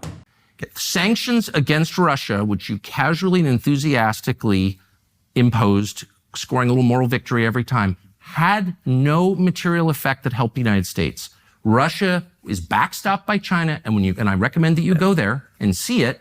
It is way nicer than Washington, D.C. Way nicer. To me, that's a tragedy. I was horrified and angry at my leaders, including you. It's like, I want to live in a country that's nice, with low food costs and no homeless people. All right, I don't understand why that's too much to ask. So do Instead, I get wars with Iran. No, I just want lower food costs. How's that? So, look, it's a weird argument that you do often, which is, listen, things are crappy in America. Liberals have done bad things to America, so we shouldn't worry about any enemies around the world. Republican senators, Republicans they don't care about us. They're focused on other countries. You wrote that and our country is dying, and you don't care because you're focused on Iran or Putin. So you believe that I don't care about America. I guess you believe Donald Trump doesn't either, like nobody cares? I believe that your focus is way too on other countries. It's way too focused outward. The money that you send abroad could be used here and should be. What money that I send abroad, by the way? By the way, everything Tucker Carlson feels about Russia, I feel about China. And if Tucker Carlson actually was an honest person and not a white supremacist, or like saw Chinese people as like normal people and not like, I don't know, the whatever Orientalist framework he's operating off of, and he went to China and cut a video similar to what he did in Russia, especially considering the cost of living is infinitely more affordable in China than Russia, and the streets are just as clean in China as opposed to Russia, and China has a much more robust infrastructure than Russia. He would do an iShowSpeed style China Glaze session, but he's not an honest broker, and he wants to just go to war with China because he's terrified of America no longer being the global superpower. Emphatically agree with Ukraine. You don't even know. I emphatically agree with Donald Trump's, for example, dramatically slashing USAID. I think the only reason we should be deploying that is to benefit U.S. interest, national security interest, and keep Americans safe. And so, how much did you vote to send to Ukraine? look, you're in about $80 billion. $80 billion. Yeah. 80 So you're in. You love just giving these broad characterizations that are not accurate. I'm genuinely puzzled. Look, I don't want to go to war with Russia. But I don't think they're our friend. I think Putin. I agree. I think Putin is a murderer. I think he's a liar, and I think he does not wish well on America. Okay. And there's a difference between saying that, just like Reagan referred to the Soviet Union as an evil empire, and Putin was in the. Bro, he's on his last leg here. This interview looked so bad for him. God damn, dude. I got to see. What are we at? Look, view count you were wise? in about 80. 900,010 hours. Okay. Ted didn't calculate the cost benefit of doing this interview. Tucker being forced out of Fox is one of the greatest events of this decade. Our politicians are complete dirtbags. Law, that's the last time any U.S. politician agrees to do an interview with Tucker, with the exception of maybe Thomas Massey. That $1.8 million AIPAC money sure is helping Ted Cruz out. Listening to politicians makes me feel like I need to take a shower. Tucker completely undresses Cruz. I think all the senators and congressmen should be asked how much they receive from AIPAC in their election contribution. The AIPAC question, you see how uncomfortable he is. If you're not convinced that our own Congress is owned by a foreign government, watch this interview. Tucker's giving a masterclass on how not to be gaslit. Glorious. Canceled 3 meetings for this. It's just like, this is a wild back and forth. And the reality is, every single politician would, Democrat or Republican both, for the record, every single politician, if met with even basic questions, would flub around and flail around the exact same way. Are you reading the YouTube comments? What a strange thing to do. Sometimes I like to see what the lowest common denominator thinks. That's why I read the YouTube comments, because, like, what's the dumbest guy you know thinking about a situation like this? So when I see like signs of hope from the dumbest guy you know, I like to think, wow, maybe Americans are waking up to certain realities, you know? $1 billion. $80 billion. Yeah. 80 So you're in. You love just giving these broad characterizations that are not accurate. I'm genuinely puzzled.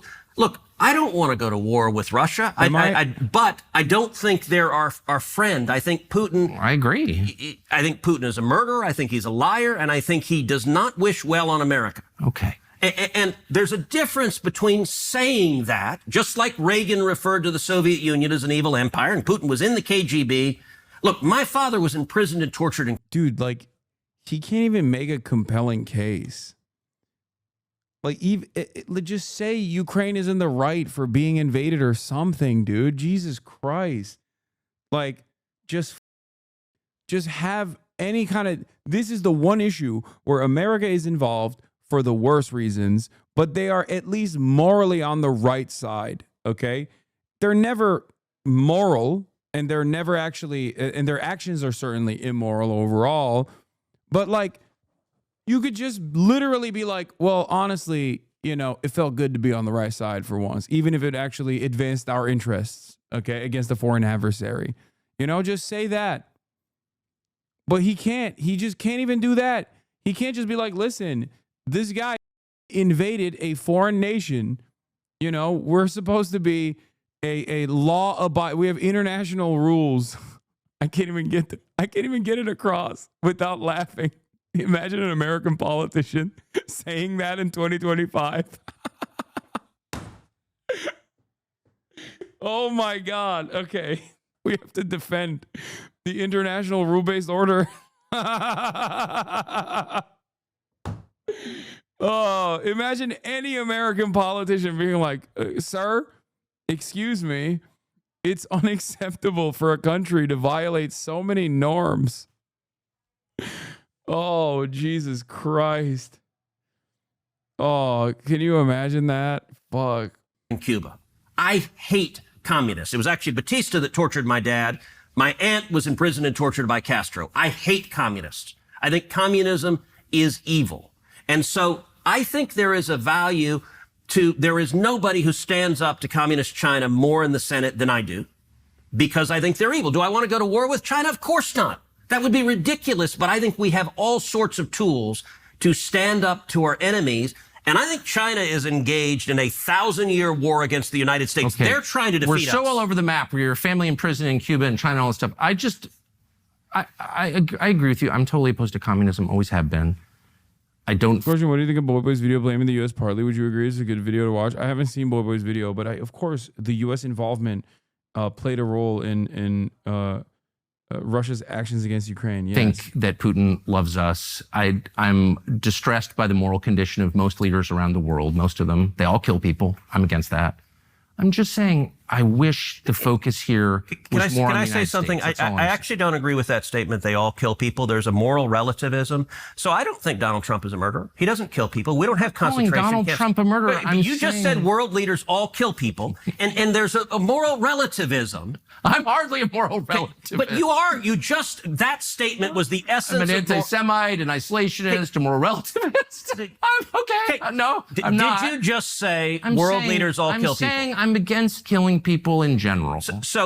And hyperventilating about how Putin was in the KGB or whatever. I just want to serve American interests, and pushing into China is not in our interest at all. And you helped do it, and you haven't apologized. And that's good. And by the way, you're the cheerleader. I helped drive him into China. You did. A complete lie. You funded the war against him. No, I authored the legislation that shut down Nord Stream 2 that prevented the war. And if Trump had still been in the White House, we would have had the war. And look, the comment you made, the reason things like moral relativism are so dangerous, everyone kills people. No, there is a difference. The United States, we don't have concentration camps. We don't torture and murder people. You look at China, where they've got 1 million prisoners in concentration camps. You look at Putin, where he's got prisoners in Siberia. He tortures and murders his political opponents. Donald Trump doesn't do that. America doesn't do that. And by the way, what are you most even other talking countries about? Don't do that. I see the game. It's like, I'm distressed. You're the one playing a game. I'm distressed. No, I'm responding with facts. You don't like the facts.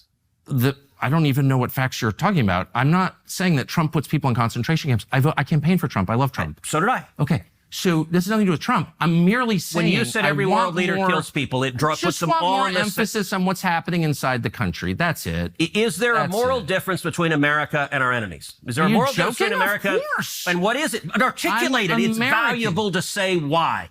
Why are we a better country founded on better values than China? What's the difference? I'll tell you why. And I know because the whole purpose of America is to protect the God-given rights that each person possesses by virtue of being created by God. Amen. By being human. That's the point of our founding documents. And no other country articulates that in the way that we do. And that's what I love about America. My family's been here a long time. I'm never leaving. So I really love the country. Despite going to a Russian grocery store, despite asking you questions about AIPAC, I love America is the truth. And I love Trump. So, but I just want more emphasis on America. That's it. I emphatically agree with America first. I think Donald Trump does as well. And I think his foreign policy has been vigorously protecting that. And I agree with the president. Good. Well, I appreciate your taking all this time. Sure. And I know you didn't mean it. When you call me those names. Thank you, Senator. He's such a weirdo. Tucker Carlson is so fucking weird. The whole like fake laugh thing that he does, it like really freaks me out. I don't know why. It's so disarming.